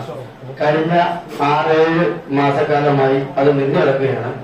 അതിന് ബജറ്റിൽ എവിടെയെങ്കിലും ഉണ്ടോ എന്ന് എനിക്കറിയില്ല, ഞാൻ നോക്കിയിട്ട് കണ്ടില്ല. അത് അതിന് ഫണ്ട് വെച്ചാൽ നന്നായിരിക്കും എന്നാണ് എന്റെ ഒരു അഭിപ്രായം. കാരണം ഇപ്പോഴും എല്ലാ വീട്ടുകാരും പിന്നെ നമ്മുടെ കഴിഞ്ഞ ഭരണസമിതിയുടെ കാലത്ത് കൊടുക്കാൻ തുടങ്ങിയ ആശ്രയിച്ചിട്ടാണ് നമ്മൾ കയറിയതിനു ശേഷം ഒരു 3 വർഷക്കാലം കൊടുത്തു. അത് നിന്നുപോയത് ഇപ്പോഴും എല്ലാ കൗൺസിലർമാരെയും, ഞാനുൾപ്പെടെയുള്ള മുഴുവൻ കൗൺസിലർമാരെയും ഇപ്പോഴും വീട്ടുകാരെ വിളിക്കുന്നുണ്ടെന്നാണ് ഞാൻ വിശ്വസിക്കുന്നത്. എന്നെ നിരന്തരം വിളിക്കുന്നുണ്ട്. തീർത്തും ഒരു സാമ്പത്തികമായി ഒരുപാട് പിന്നോക്കം നിൽക്കുന്നവർക്കാണ് ഈ ആശ്രയിച്ചിട്ട് നമ്മൾ കൊടുത്തുകൊണ്ടിരുന്നത്. അത് തുടരണം. നമ്മുടെ ഈ 8 മാസക്കാലത്തേലും അത് പുനരാരംഭിക്കണമെന്നാണ് എനിക്ക് പറയാനുള്ളത്. എല്ലാ കെട്ടിടത്തിന്റെ മുകളിൽ നിന്ന് മാലിന്യക്ക് വലിച്ചെറിയുകയും അതുപോലെ തന്നെ മറ്റ് സമീപ പ്രദേശങ്ങളിൽ നിന്ന് ടൗണിൽ കൊണ്ട് മാലിന്യങ്ങൾ എല്ലാ ദിവസവും വണ്ടിയിൽ വന്ന് നിക്ഷേപിക്കുകയും ചെയ്യുന്നുണ്ട്. എന്നാൽ ഒരു പരിധിവരെ ഈ റോഡിൽ കൊണ്ടുവയ്ക്കുന്ന മാലിന്യം ഒരു പരിധിവരെ JS-ന്റെയും HS-ന്റെ എല്ലാം നിരന്തരമായ ഇടപെടൽ കൊണ്ട് കുറഞ്ഞിട്ടുണ്ട്. എന്നിരുന്നാലും ഇപ്പോഴും മറ്റു സ്ഥലങ്ങളിൽ നിന്ന് നമ്മുടെ റോഡിൽ കൊണ്ടുവയ്ക്കുന്നുണ്ട്. പിന്നെ മറ്റൊരു കാര്യം എനിക്ക് പറയാനുള്ള, അഴിമതിനെ പറ്റി നമ്മുടെ ബജറ്റ് പ്രസംഗത്തിൽ ഇല്യാസൊക്കെ പ്രതിപാദിച്ചുകൊണ്ടാണ് ഞാൻ ഇങ്ങനെ പറയാൻ തന്നെ ഉദ്ദേശിക്കുന്നത്. കാരണം ഒന്നുമല്ല, എല്ലാ കൗൺസിലർമാരും അഴിമതിക്കാരാണെന്ന് പറയുന്ന സ്ഥിരം പല്ലവി നിർത്തി ആരാണോ അഴിമതി ചെയ്തിട്ടുള്ളത് അവരുടെ പേരെടുത്ത് ഇന്നയാൾ അഴിമതിക്കാരാണെന്ന് പറയണം എന്റെ ഈ ഇത്രയും കാലത്തെ ജീവിതത്തിലും എനിക്ക് നെഞ്ചത്ത് ചോദിച്ച് പറയാൻ സാധിക്കും, ഓരോ രൂപ പോലും ഓരോ മനുഷ്യന്റെയും ഞാൻ അനുഭവമായി സമ്പാദിച്ചിട്ടില്ല. പ്രത്യേകിച്ച് ഈ 4 വർഷക്കാലം എനിക്ക് എടുത്തു വരാൻ സാധിക്കും. ഒരു 25 പൈസ കിട്ടുപോലും ഈ നഗരസഭയെ ബന്ധപ്പെട്ടോ എന്റെ കൗൺസിൽ എന്ന കഥ ഉപയോഗിച്ചോ ഞാൻ ഒരു രൂപ പോലും എടുത്തിട്ടില്ല. പിന്നെ മറ്റാർക്കെങ്കിലും അങ്ങനെ തെളിയിക്കാൻ പറ്റുമെങ്കിൽ ഇവരെ തന്നെ എന്നോട് പറയുകയോ അതുപോലെ തന്നെ പൊതുസമൂഹത്തിലൂടെ എന്റെ പേരെടുത്ത് വെച്ച് പറയുകയോ ചെയ്യുന്നതിന് എനിക്ക് പരാതിയില്ല. ഇതൊക്കെ പറഞ്ഞുകൊണ്ട് ഈ ബഡ്ജറ്റിലെ നല്ല കാര്യങ്ങളെല്ലാം അനുകൂലിക്കുകയും നമ്മൾ എടുത്തു പറഞ്ഞ 12 കാര്യങ്ങൾ ശ്രദ്ധ പുലർത്തണമെന്ന് പറഞ്ഞുകൊണ്ട് ഈ ബഡ്ജറ്റിനെ എല്ലാവിധ ആശംസകളും നൽകി.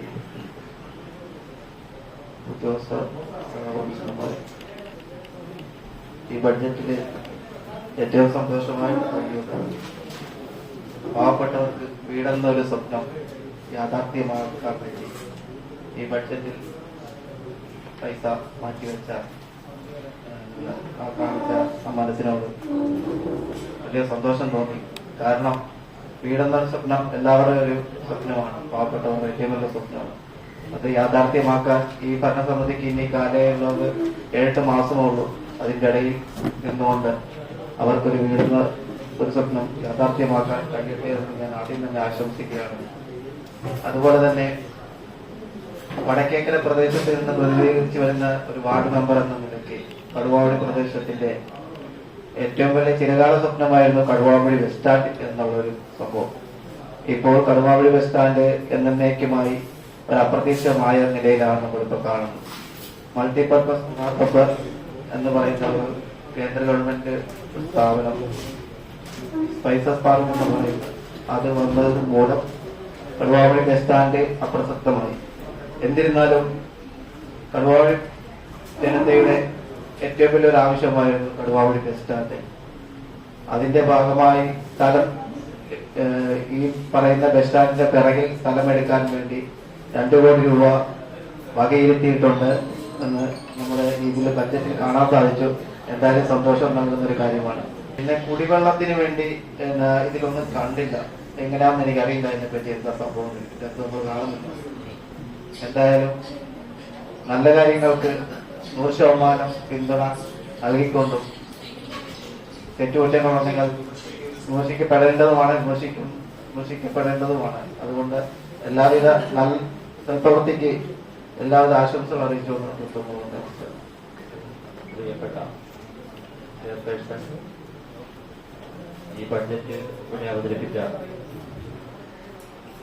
ഈരാറ്റുപേട്ട നഗരസഭയുടെ vice chairman advocate Muhammad Ilyas, പ്രതിപക്ഷ നേതാവ് അനസ്പാറയിൽ, ഇവിടെ ചേർന്നിരിക്കുന്ന മാധ്യമ സുഹൃത്തുക്കൾ, സഹ കൗൺസിലർമാർ, ഉദ്യോഗസ്ഥ സുഹൃത്തുക്കൾ, മറ്റ് സ്റ്റാഫംഗങ്ങൾ എല്ലാവർക്കും ആദ്യമായി എൻ്റെ നന്ദി രേഖപ്പെടുത്തുകയാണ്. ഇവിടെ ആദ്യമായി നമ്മുടെ സീനിയർ കൗൺസിലർ ബഹുമാനപ്പെട്ട അബ്ദുൽ ഖാദർ കാക്ക പറയുകയുണ്ടായി. അബ്ദുൽ ഖാദർ കാക്കയുടെ വാർഡിൽ 2 കോടി രൂപയുടെ വികസനമാണ് നടന്നത്. അത് സർക്കാർ തന്നതും മുനിസിപ്പൽ ഫണ്ടും ആണ് എന്നാണ് അദ്ദേഹം ഇവിടെ പറയുന്നത്. ഞാൻ പ്രതിദാനം ചെയ്യുന്ന 14ാം ഡിവിഷനിലെ ആളുകളും ഇതുപോലെ കരം ഇവിടെ അടയ്ക്കുന്ന ആളുകളും അതുപോലെ തന്നെ മറ്റു നികുതിയും ഈ മുനിസിപ്പാലിറ്റിക്ക് എന്തൊക്കെയാണോ ഏത് രീതിയിലുള്ള നികുതികളാണ് അടയ്ക്കേണ്ടത് അതെല്ലാം അടയ്ക്കുന്ന ഒരു വിഭാഗമാണ് എന്റെ വാർഡിലുമുള്ളത്, എന്റെ ഡിവിഷനിലുമുള്ളത്, അല്ലെ ഞങ്ങളുടെ മറ്റു ഡിവിഷനുകളിലുമുള്ളത്. ഞങ്ങൾക്ക് ആകെ കിട്ടിയത് 3 ലക്ഷം രൂപയാണ് ഞങ്ങളുടെ ഡിവിഷനിലേക്ക് കിട്ടിയത്. അതൊരു വിവേചനമാണ്. കാരണം വിവേചനം എന്ന് പറയുന്നത് ചെറിയ വിവേചനമല്ല. ഇപ്പൊ നാസദാക്കയുടെ വാർഡിലേക്ക് 10 ലക്ഷം രൂപയുടെ കാര്യം ഇവിടെ പറയുന്നത് കേട്ടു. അതിൽ എല്ലാ വാർഡുകളും, കാരണം എല്ലാ കാര്യങ്ങളിലും ഈരാറ്റുപേട്ടയിലെ എല്ലാ നിവാസികളും ഒരുപോലെ അതിന്റെ കാര്യങ്ങളിലേക്ക് പോവുകയും വികസന പ്രവർത്തനങ്ങൾ മറ്റു വാർഡുകളിലേക്ക് നിങ്ങൾ വീതം വെക്കാതെ, ഒരു പ്രതിപക്ഷ ബഹുമാനം പോലും കാണിക്കാതെ, ഒരു 15 ലക്ഷം രൂപ മറ്റു പിന്നെ നിങ്ങൾ ഭരണസമിതിയിൽ എടുത്താൽ ഒരു 5 ലക്ഷം രൂപയെങ്കിലും ഒരു വാർഡിലേക്ക് നിങ്ങൾ നീക്കി വെക്കാതെ അതിനൊരു പ്രതിഷേധം ഞാൻ അറിയിക്കുകയാണ്. കാരണം ഞങ്ങളുടെ ഡിവിഷനുകളിലും നിങ്ങളുടെ പാർട്ടിക്കാരുണ്ട്. കാരണം രാഷ്ട്രീയം വെച്ച് തന്നെയാണ് സംസാരിക്കുന്നത് കാരണം അവരെ ഉള്ളതിൽ ഞാൻ ജയിച്ചു വന്നാലും അവിടെയുള്ള പ്രതിപക്ഷം ഈ ഭരിക്കുന്ന ഭരണകർത്താക്കളുടെ ആളുകളാണ് എന്ന കാര്യവും കൂടെ നിങ്ങൾ മറക്കരുത് എന്ന് ഞാൻ സൂചിപ്പിക്കുക. അതുപോലെ കുടിവെള്ളത്തിന്റെ കാര്യം ഇവിടെ പറയുകയുണ്ടായി. ഞാനിവിടെ ജയിച്ചു വന്നതിന് ശേഷം എല്ലാവർക്കും അറിയാം, ഇവിടെ എല്ലാ വയസ്സന്മാരടക്കം ചെയർപേഴ്സൺ അടക്കം അറിയാം, ആ ഇലക്കയം ചെക്ക് ഡാമിന്റെ അടുത്ത് ഒരു കിണർ സ്ഥിതി ചെയ്യുന്നുണ്ട്. കാരണം അതിൽ 7ഓളം ഡിവിഷനുകളിലേക്കാണ് ആ ജലം അവിടെ എത്തിച്ചേരുന്നത്. അവിടെ നിന്നാണ് പമ്പ് ചെയ്യുന്നത്. ആ പമ്പ് ചെയ്യുന്ന ഞാൻ കയറിയ മുതൽ 4 റിങ്ങിട്ട് ആ കിണർ പൊക്കണം, ഉയർത്തണം എന്ന് പറഞ്ഞപ്പോൾ അത് ചെയ്തു തരാം എന്ന് പറഞ്ഞതല്ലാതെ അത് ഇവിടെ നടപ്പിലാക്കിയതായി 1.5 വർഷക്കാലം കൊണ്ട് എനിക്ക് മനസ്സിലാക്കാൻ സാധിച്ചിട്ടില്ല. ഇപ്പോൾ വീണ്ടും 59 ലക്ഷം കുടിവെള്ള പദ്ധതിക്ക് വേണ്ടി ഇതിൽ ബഡ്ജറ്റിലേക്ക് നീക്കിയിട്ടുണ്ട്. കാരണം എന്റെ കയ്യിലിരിക്കുന്നത് ഒരു ബഡ്ജറ്റാണ്. 2024-25 ബഡ്ജറ്റിന്റെ ഒരു ബുക്കാണ് എന്റെ കയ്യിലുള്ളത്.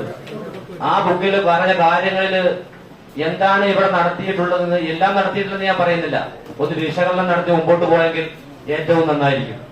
അതുപോലെ തന്നെ ആശ്രയ കിറ്റുകളുടെ കാര്യം ഇവിടെ പറയുകയുണ്ടായി. കാരണം സർക്കാർ അത് നിർത്തി എന്ന് പറയുമ്പോൾ തന്നെ മുനിസിപ്പൽ ഫണ്ട് വെച്ചുകൊണ്ട് ഈ പാവങ്ങൾക്ക് ഒരു ആശ്രയ കിറ്റ് വിതരണം ചെയ്യുന്നതിന് ഒരു തടസ്സവുമില്ലെന്നാണ് എനിക്ക് തോന്നിയിട്ടുള്ളത്. അതുപോലെ തന്നെ എല്ലാം ഞാൻ കുറ്റപ്പെടുത്തുകയല്ല, കാരണം ഭവനത്തിന് ഇപ്പം PM ലൈഫ് ഭവൻ പദ്ധതിയിലേക്ക് വക മാറ്റി വെച്ചിട്ടുണ്ട്. അത് നല്ല കാര്യമാണ്. അതുപോലുള്ള പ്രവർത്തികൾ എല്ലാ ഡിവിഷനുകളിലും ആ തുല്യമായതല്ലെങ്കിലും ഒരു പകുതി എന്ന രീതിയിൽ വികസനം എത്തുന്ന രീതിയിലുള്ള ഫണ്ടുകൾ വിനിയോഗിക്കാനും അത് മാറ്റിവെക്കാനും നിങ്ങൾ തയ്യാറാകണം എന്ന് മാത്രം പറഞ്ഞുകൊണ്ട് ഈ ഇവിടെ എത്തിച്ചേർന്നുകൊണ്ട് ഞാൻ നിർത്തുന്നു. നിങ്ങൾക്ക് നമസ്കാരം. നമ്മുടെ പുതിയ ബഡ്ജറ്റിൽ 2025-26 ബഡ്ജറ്റിലെ ഒന്നാമത്തെ പോയിന്റ് എല്ലാവരും തന്നെ ഇവിടെ സൂചിപ്പിച്ചു. PMAY എന്ന പദ്ധതി പൂർത്തീകരിക്കുന്നതിന് അത് വാക്കാൽ ഒതുങ്ങി പോകാതെ നമ്മൾ അതിന് മുമ്പ് നടത്തണമെന്ന് ആദ്യമായിട്ട് പറയുന്നു. കാരണം കഴിഞ്ഞ ബഡ്ജറ്റിൽ നമ്മൾ ഇതുപോലെ പറഞ്ഞിരുന്ന ഒരു സംഭവമാണ് നമ്മുടെ വീടുകളിൽ നമ്മുടെ വാർഡിൽ ഉൾപ്പെടുന്ന 2 3 അതിലധികമോ വീടുകൾക്ക് മെയിൻ്റനൻസ് എന്നൊരു പദ്ധതിയും ബാത്റൂം എന്നൊരു പദ്ധതിയും നമ്മുടെ വീടുകളിൽ വന്ന് അതിനു വേണ്ടിയിട്ടുള്ള സംവിധാനങ്ങൾ ഒരുക്കുകയും ബാത്റൂം 3 4 വീടുകളിൽ ബാത്റൂമുകൾ ഇല്ലാത്തവർക്ക് വേണ്ടിയിട്ടുള്ള അവരുടെ ബാക്കി ഭാഗങ്ങൾ നീക്കുകയും ചെയ്തിട്ട് നാളിതുവരെയും അതിനുള്ള ഒരു സംവിധാനം ഒരുക്കിയിട്ടില്ല എന്നുള്ളതാണ് വളരെ വേദന. കാരണം എന്റെ വാർഡ് സംബന്ധിച്ചിടത്തോളം ഈരാറ്റുപേട്ടയിലെ ഉയർന്ന ഒരു പ്രദേശമാണ്, കൂടുതൽ പാറ ഉള്ള ഒരു സ്ഥലം കൂടിയാണ്. ഞാൻ എന്റെ വാർഡില് ബാത്റൂം കൊടുക്കുന്നതിന് വേണ്ടിയിട്ടുള്ള സർട്ടിഫിക്കറ്റ് നമ്മുടെ ഉദ്യോഗസ്ഥകൾ വന്നപ്പോൾ പറഞ്ഞത് എന്റെ വാർഡില് 2 ബാത്റൂം തരുമെന്ന് പറഞ്ഞിരുന്നാലും എന്റെ വാർഡിലുള്ള മിക്കവാറും വീടുകളിലെ ബാത്റൂം ലീക്കാകുന്ന ഒരു സാഹചര്യമാണ്. കാരണം പാറയായതുകൊണ്ട് താഴി കയറാത്ത ഒരു ഏരിയയാണ്. അതുകൊണ്ട് നിർബന്ധമായിട്ടും നമ്മൾ ബാത്റൂം മെയിൻ്റെനൻസ് ഉള്ളത് എനിക്ക് ഏതെങ്കിലും വാർഡിൽ വേണ്ടെങ്കിൽ അത് എന്റെ വാർഡിലേക്ക് വേണ്ടാത്ത വാർഡിൽ ഉൾപ്പെടുത്തണം എന്നുള്ള ഒരു റിക്വസ്റ്റും കൂടെ ഞാൻ കൊടുത്തിരുന്നു. അത് ഇന്ന് രാവിലെയും കൂടെ എനിക്ക് വിളിയുണ്ടായി, നമ്മുടെ ബാത്റൂം മെയിൻ്റെനൻസിന്റെ അവസ്ഥ എന്തായി, എല്ലാവരും വന്ന് എടുത്തുകൊണ്ട് പോയിട്ട് ഇന്ന് വരെയും അതിനൊരു മാറ്റവും അതിനുള്ള ഒരു ഫോളോപ്പും ചെയ്തിട്ടില്ല കൗൺസിലർ. ഇന്ന് രാവിലെയും കൂടെ ഒരു വിളി ഉണ്ടായതുകൊണ്ട് ഞാൻ ഈ ഒരു സാഹചര്യത്തിൽ നിങ്ങളോട് അവതരിപ്പിക്കുകയാണ്. മാലിന്യ സംസ്കരണവുമായി ബന്ധപ്പെട്ട് നമുക്ക് പല രീതിയിൽ പൈസ നീങ്ങിയെന്ന് പറഞ്ഞിട്ടും ഞാൻ നിങ്ങളോട് ആവശ്യപ്പെട്ടതാണ്. തേവരുപാറയിൽ നമ്മുടെ വാട്ടർ അതോറിറ്റിയുടെ ടാങ്കിന്റെ അവസ്ഥ പറഞ്ഞിരുന്നു.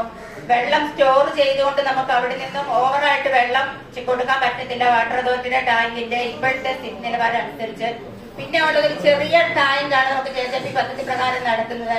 എനിക്ക് നമ്മള് SC/ST വിഭാഗക്കാർ താമസിക്കുന്ന ഒരു സ്ഥലമുണ്ട്. അവിടത്തേക്ക് യാതൊരു വിധത്തിലും കുടിവെള്ളം എത്താനുള്ള ചാൻസ് കുറവായതിനാൽ ആ ഏരിയയിലേക്ക് ഒരു ടാങ്ക്, കുടിവെള്ളത്തിലുള്ള ടാങ്ക് തരണമെന്ന് പറഞ്ഞ് ഞാനിവിടെ ഒരു അപേക്ഷ വെച്ചിട്ട് എനിക്ക് അനുവദിച്ചു തന്നിരിക്കുന്നത് 5 ലക്ഷം രൂപയാണ്. ഇപ്പോഴത്തെ സാഹചര്യത്തിൽ നമുക്ക് 5 ലക്ഷം രൂപ GST മാറ്റിക്കൊണ്ട് 4,25,000 രൂപ 4,85,000 രൂപ എങ്ങാണ്ടാണ് നമുക്ക് GST അനുസരിച്ച് നമ്മുടെ ഓവർസീർ എനിക്ക് തരാമെന്ന് വാക്ക് പറഞ്ഞിട്ടുള്ളത്. ഈ സാഹചര്യത്തിൽ 4 ലക്ഷം രൂപ കൊണ്ട് നമുക്കൊരു ടാങ്ക് പണിയാമോ എന്നുള്ളതെന്ന് എല്ലാവരും വിലയിരുത്തേണ്ട സംഗതിയാണ്. നമ്മുടെ വാർഡിൽ ഇപ്പോൾ നമുക്കുണ്ടായിരിക്കുന്ന ഒരു ജലത്തിന്റെ പരിമിതി അനുസരിച്ച് വളരെയേറെ ബുദ്ധിമുട്ടാണ് ഇപ്പോൾ രാവിലെ ഓരോ ദിവസവും ഫോൺ ഓഫാക്കി വെക്കുന്ന സാഹചര്യമാണ് ഇപ്പോൾ വന്നുകൊണ്ടിരിക്കുന്നത്.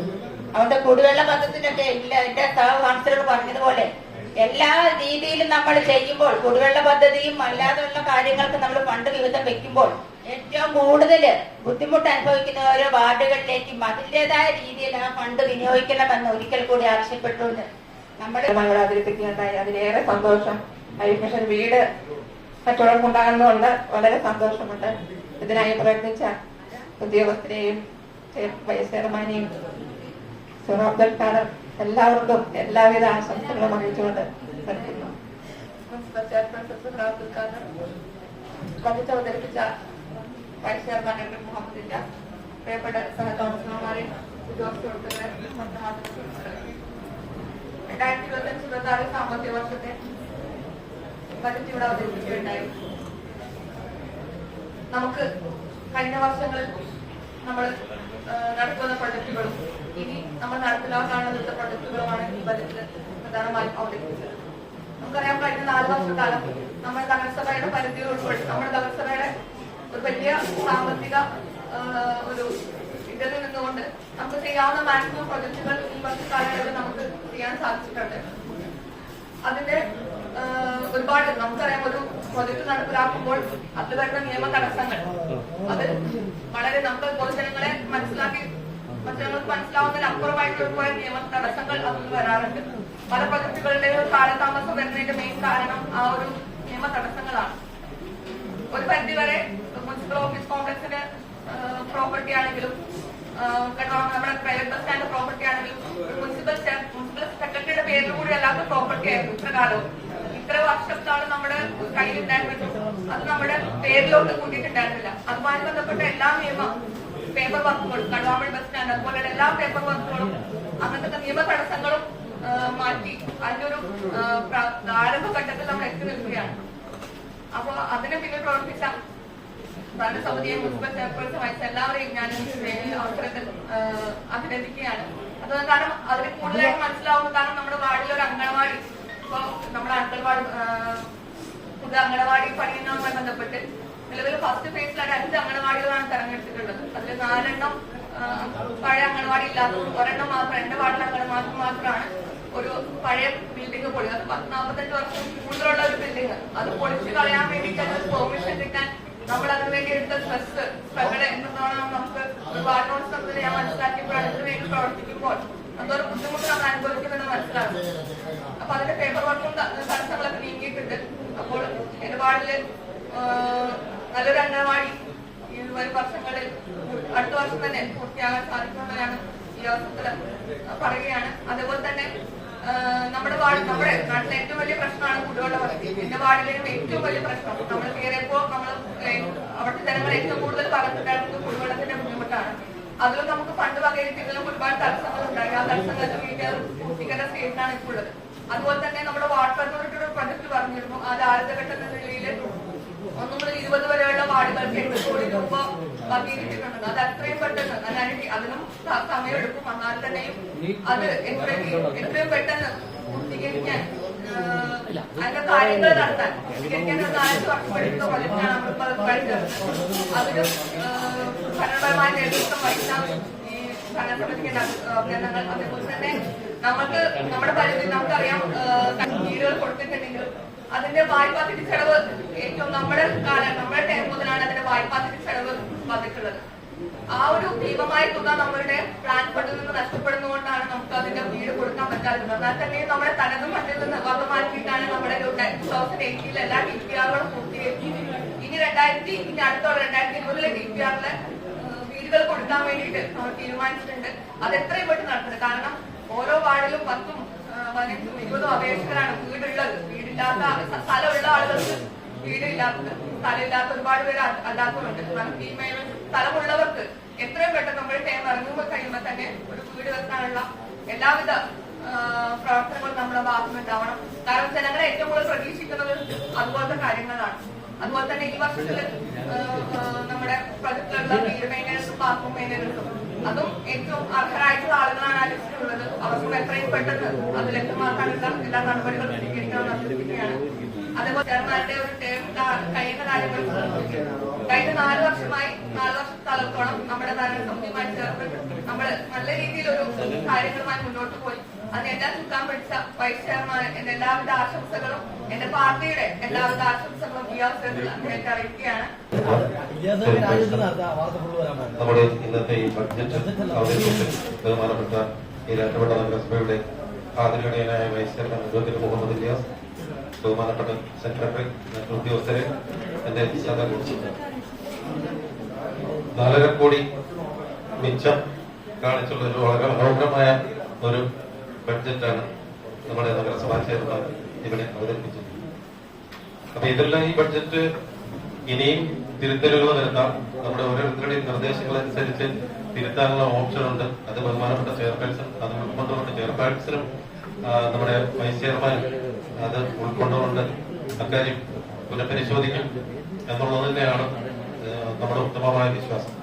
എന്തായാലും വളരെ സന്തോഷമുണ്ട്. നമ്മുടെ PMAY അല്ലെങ്കിൽ ലൈഫ് ലിസ്റ്റിലുള്ള മുഴുവൻ പേർക്കും വീട് വെക്കാനുള്ള തുക അനുവദിച്ചതിൽ ബഹുമാനപ്പെട്ട വൈസ് ചെയർമാന് ആദ്യമായി നന്ദിയോടെ സ്മരിക്കും. അതുപോലെ തന്നെ ഇപ്പം നമ്മുടെ എല്ലാ കൃത്യമായിട്ടുള്ള വിവരം നമ്മുടെ ഡോക്ടർ സകല ഫിർദൗസ് ഇവിടെ പറയുകയുണ്ടായി. നമ്മുടെ ഫണ്ടിന്റെ ഒരു കാർഷിക പദ്ധതിയിൽ കിട്ടുന്ന പൈസ 75 ലക്ഷം രൂപ തിരിച്ചടയ്ക്കുന്നുണ്ട്. നമുക്ക് ഒരുപാട് വികസന പ്രവർത്തനങ്ങൾ സമയബന്ധിതമായി നടപ്പാക്കാൻ സാധിച്ചിട്ടില്ല. കാരണം ശൂന്യാകാശത്ത് നിന്നൊന്നും എടുത്ത് ഒന്നും ചെയ്യാൻ പറ്റില്ല. ഉള്ള ഫണ്ട് വെച്ച് നമുക്ക് ആദ്യമേ തന്നെ നമ്മുടെ തകർന്നു കിടന്ന റോഡുകളാണ് നമ്മൾ പ്രയോറിറ്റി കൊടുത്തത്. അതെന്തായാലും ഒരു 90% നമുക്ക് പൂർത്തീകരിക്കാൻ സാധിച്ചിട്ടുണ്ട്. ശേഷമുള്ള റോഡുകൾ നമ്മൾ ഈ പുതിയ ബഡ്ജറ്റിൽ വെച്ച് അത് തീർക്കാൻ സാധിക്കും. എന്തായാലും നമ്മൾ ഇവിടുന്ന് ഇറങ്ങുമ്പോഴത്തേക്ക്, നമ്മുടെ ഈ ഭരണസമിതി ഇറങ്ങുമ്പോഴത്തേക്ക് നമ്മുടെ ഈ രാജവട്ട നഗരസഭയിലെ എല്ലാ റോഡുകളും പൂർണ്ണമായും സഞ്ചാരയോഗ്യമാകും എന്നുള്ളത് ഉറപ്പുണ്ട്. അതുപോലെ തന്നെ നമ്മുടെ ഇപ്പം കടുവാമൊഴി പുനർഗമവുമായിട്ട് ബന്ധപ്പെട്ടിട്ട് ഇപ്പൊ ഒരു പ്രസ്താവന നമ്മുടെ ബഹുമാനപ്പെട്ട പ്രതിപക്ഷ സ്പോൺസർ ഉന്നയിച്ചു. കാരണം അവിടുത്തെ സ്ഥലം നമ്മുടെ നഗരസഭയിൽ ആസ്വദിക്കിയത് ബഹുമാനപ്പെട്ട നമ്മുടെ മുൻ സെക്രട്ടറി ആണ്. വളരെ വേദനാജനകമായിട്ടുള്ള ഒരു പ്രസ്താവനയാണ്. കാരണം അതിന്റെ പുറകിൽ കഷ്ടപ്പെട്ട ബഹുമാനപ്പെട്ട ചെയർപേഴ്സൺ, അതുപോലെ വൈസ് ചെയർമാൻ എത്ര പ്രാവശ്യം താലൂക്ക് ഓഫീസിലും മറ്റ് റവന്യൂ ഡിപ്പാർട്ട്മെന്റിന്റെ ഓഫീസിൽ പോയിട്ടുണ്ട് എന്നുള്ളത് കൃത്യമായിട്ടാണ്. അതിൽ ഞാൻ പൂർണ്ണമായിട്ടും വിശ്വസിക്കുന്നത്, പൂർണ്ണമായിട്ടും അതിന്റെ ഫുള്ളും ക്രെഡിറ്റ് ബഹുമാനപ്പെട്ട ചെയർപേഴ്സണും വൈസ് ചെയർമാനും മാത്രം അർഹതപ്പെട്ടതാണ്. അത് സെക്രട്ടറിക്കോ ആർക്കും അർഹതപ്പെട്ടതല്ല എന്നുള്ള കാര്യം എനിക്ക് വ്യക്തമായിട്ട് ബോധ്യമാണ്. അപ്പോൾ ഈ ബഡ്ജറ്റില്, ഇത്രയും ബഡ്ജറ്റിൽ വെച്ച് എനിക്ക് ഒരു നിർദ്ദേശം വെക്കാനുള്ളത്, നമ്മുടെ ഇവിടെയുള്ള ഏറ്റവും താഴേക്കിടയിലുള്ള ഷെഡ്യൂൾഡ് ട്രൈബ് വിഭാഗത്തിൽപ്പെട്ട ആളുകൾ കുറച്ച് ഫാമിലി ഉണ്ട്. അപ്പൊ അവർക്ക് പ്രത്യേകിച്ചും നമ്മുടെ ഫണ്ട് നിലവിലില്ലാത്ത സാഹചര്യമാണ്. അപ്പൊ അവർക്ക് ഇത്തവണ പ്ലാൻ ഫണ്ടിൽ വെച്ച് ഒരു 5 ലക്ഷം രൂപയെങ്കിലും ഒരു ഫണ്ട്, 5 ലക്ഷം എന്നല്ല ഞാൻ പറയുന്നത്, അവരുടെ ഇപ്പോഴത്തെ അടിസ്ഥാന ആവശ്യങ്ങൾ എന്താണെന്നുള്ളത് മനസ്സിലാക്കി അതിനുള്ള ഫണ്ട് അനുവദിക്കുകയാണെങ്കിൽ വളരെ ഉപകാരമായിരുന്നു. കാരണം മറ്റ് ഡിപ്പാർട്ട്മെന്റുകളിൽ നിന്നും ഒരു ഫണ്ട് അവർക്ക് ലഭിക്കുന്നില്ല. ഈരാറ്റുപേട്ട നഗരസഭ അവരെ തഴഞ്ഞിരിക്കുകയാണെന്ന് വ്യാപകമായ ഒരു ആക്ഷേപമുണ്ട്. അതുകൊണ്ട് ഇപ്രാവശ്യത്തെ പ്ലാൻ ഫണ്ടിൽ, പ്ലാൻ ഫണ്ടിൽ തന്നെ അവർക്കുള്ള ഫണ്ട് ഷെഡ്യൂൾഡ് ട്രൈബ് വിഭാഗം വെക്കണമെന്നുള്ള അഭ്യർത്ഥനയുണ്ട്. അത് എല്ലാവർക്കും നമസ്കാരം. ബഹുമാനപ്പെട്ട ചെയർപേഴ്സൺ, ബഡ്ജറ്റ് അവതരിപ്പിച്ച അഡ്വക്കേറ്റ് മുഹമ്മദ് ഇലിയാസ് കാക്ക, കൗൺസിലർമാർ, ഉദ്യോഗസ്ഥ സുഹൃത്തുക്കൾ, ഇന്ന് അവതരിപ്പിച്ച ബഡ്ജറ്റ് എന്തുകൊണ്ടും എല്ലാ കൗൺസിലർമാരും പറഞ്ഞതുപോലെ എല്ലാ കൗൺസിലർമാരും സന്തോഷിക്കുന്ന വിഷയം PMA ലൈഫ് പദ്ധതി എത്രയും പെട്ടെന്ന് പ്രാവർത്തികമാക്കും എന്നുള്ളതാണ്. ആ ലൈഫ് പദ്ധതി എത്രയും പെട്ടെന്ന് പ്രാവർത്തികമാക്കിയാൽ ഈരാറ്റുപേട്ട മുനിസിപ്പാലിറ്റിക്ക് അതിൽ കൂടുതൽ സന്തോഷം വേറൊന്നുമില്ല. സാധാരണക്കാരായ തീരെ അവശത അനുഭവിക്കുന്ന കുറെ അധികം പാവങ്ങൾക്കാണ് ഈ PMA ലൈഫ് പദ്ധതി ഇതുവരെ കിട്ടാതിരുന്നിട്ടുള്ളത്. കഴിവും കുറച്ച് കാര്യവിവരമുള്ള സർവ ജനങ്ങൾക്കും ഇതിനു മുമ്പ് PMA വഴി ഈ പദ്ധതിയിൽ കിട്ടിയിട്ടുണ്ട്. ഇതുവരെ കിട്ടാതെ നിൽക്കുന്നത് തീരെ അറിവില്ലാത്തവരും തീരെ പാവങ്ങളുമായ കുറെ അധികം അർഹതപ്പെട്ട ആൾക്കാർക്കാണ് ഇനി കിട്ടാനുള്ളത്. അത് എത്രയും പെട്ടെന്ന് പ്രാവർത്തികമാകട്ടെ എന്ന് പ്രാർത്ഥിക്കുന്നു. അതുപോലെ തന്നെ ഈരാറ്റുപേട്ട മുനിസിപ്പാലിറ്റി ഭരണസമിതിയുടെ തീരുമാനപ്രകാരം ഏതാണ്ട് വടക്കേക്കരയിൽ വെൽനസ് സെന്റർ വരികയും ഇന്ന് കഴിഞ്ഞ 10-ാം തീയതിയോടുകൂടി 1 വർഷം പൂർത്തിയാക്കുകയും ഏതാണ്ട് 4225 പരം രോഗികൾ ആ ഹോസ്പിറ്റലിൽ വരികയും അവർക്ക് വേണ്ടത്ര ചികിത്സ നൽകുകയും അതുപോലെ തന്നെ 140ഓളം പേർക്ക് ECG എടുക്കുകയും വളരെ വളരെ വലിയ രീതിയിൽ ആ വെൽനസ് സെന്ററിൽ നിന്ന് പ്രവർത്തിച്ചു വരികയാണ്. വടക്കേക്കരയിൽ 1, 2, 3, 4, 5, 6 വാർഡുകളിൽ ഉൾപ്പെടുന്ന ആ വെൽനസ് സെന്റർ അതുപോലെ തന്നെ തലപ്പുറം മേഖലകളിൽ പ്രവിത്താനം മുതൽ പരിക്കപ്പാലം മുതൽ അവിടുന്ന് വരുന്ന ജനങ്ങൾ ഏതാണ്ട് 100 കൂടുതൽ ആൾക്കാരാണ് ഓരോ ദിവസം വന്നുകൊണ്ടിരിക്കുന്നത്. ആ വെൽനസ് സെന്റർ അവിടെ വന്നതിൽ ഇവിടെ ഭരണസമിതിക്ക് വീണ്ടും ഒരുപാട് നന്ദിയാണ് പറയാനുള്ളത്. അതുപോലെ തന്നെ നമ്മുടെ കരുവാവടിയിൽ ഇപ്പോൾ തുടങ്ങിയിരിക്കുന്ന ഹുണാഹബിന്റെ പിറകിൽ ഏതാണ്ട് 60 സെന്റ് സ്ഥലം നമ്മൾ മേടിക്കാൻ 2 കോടി രൂപ മാറ്റിവെച്ചിട്ടുണ്ട്. അതിന് എത്രയും പെട്ടെന്ന് 60 സെന്റ് സ്ഥലം വാങ്ങുകയും അതിൽ വടക്കേക്കരയിലുള്ള ഇപ്പൊ സദീർ പറഞ്ഞതുപോലെ വടക്കേക്കരയിലുള്ള കൗൺസിലർമാർ പല റോഡിൽ ഇറങ്ങി നിൽക്കാൻ നിർവാഹമില്ലാത്ത സാഹചര്യമാണുള്ളത്. ആ 60 സെന്റ് സ്ഥലം വാങ്ങിയാൽ ഒരു പരിധിവരെ ആ പരാതികൾ ഒഴിവാകും.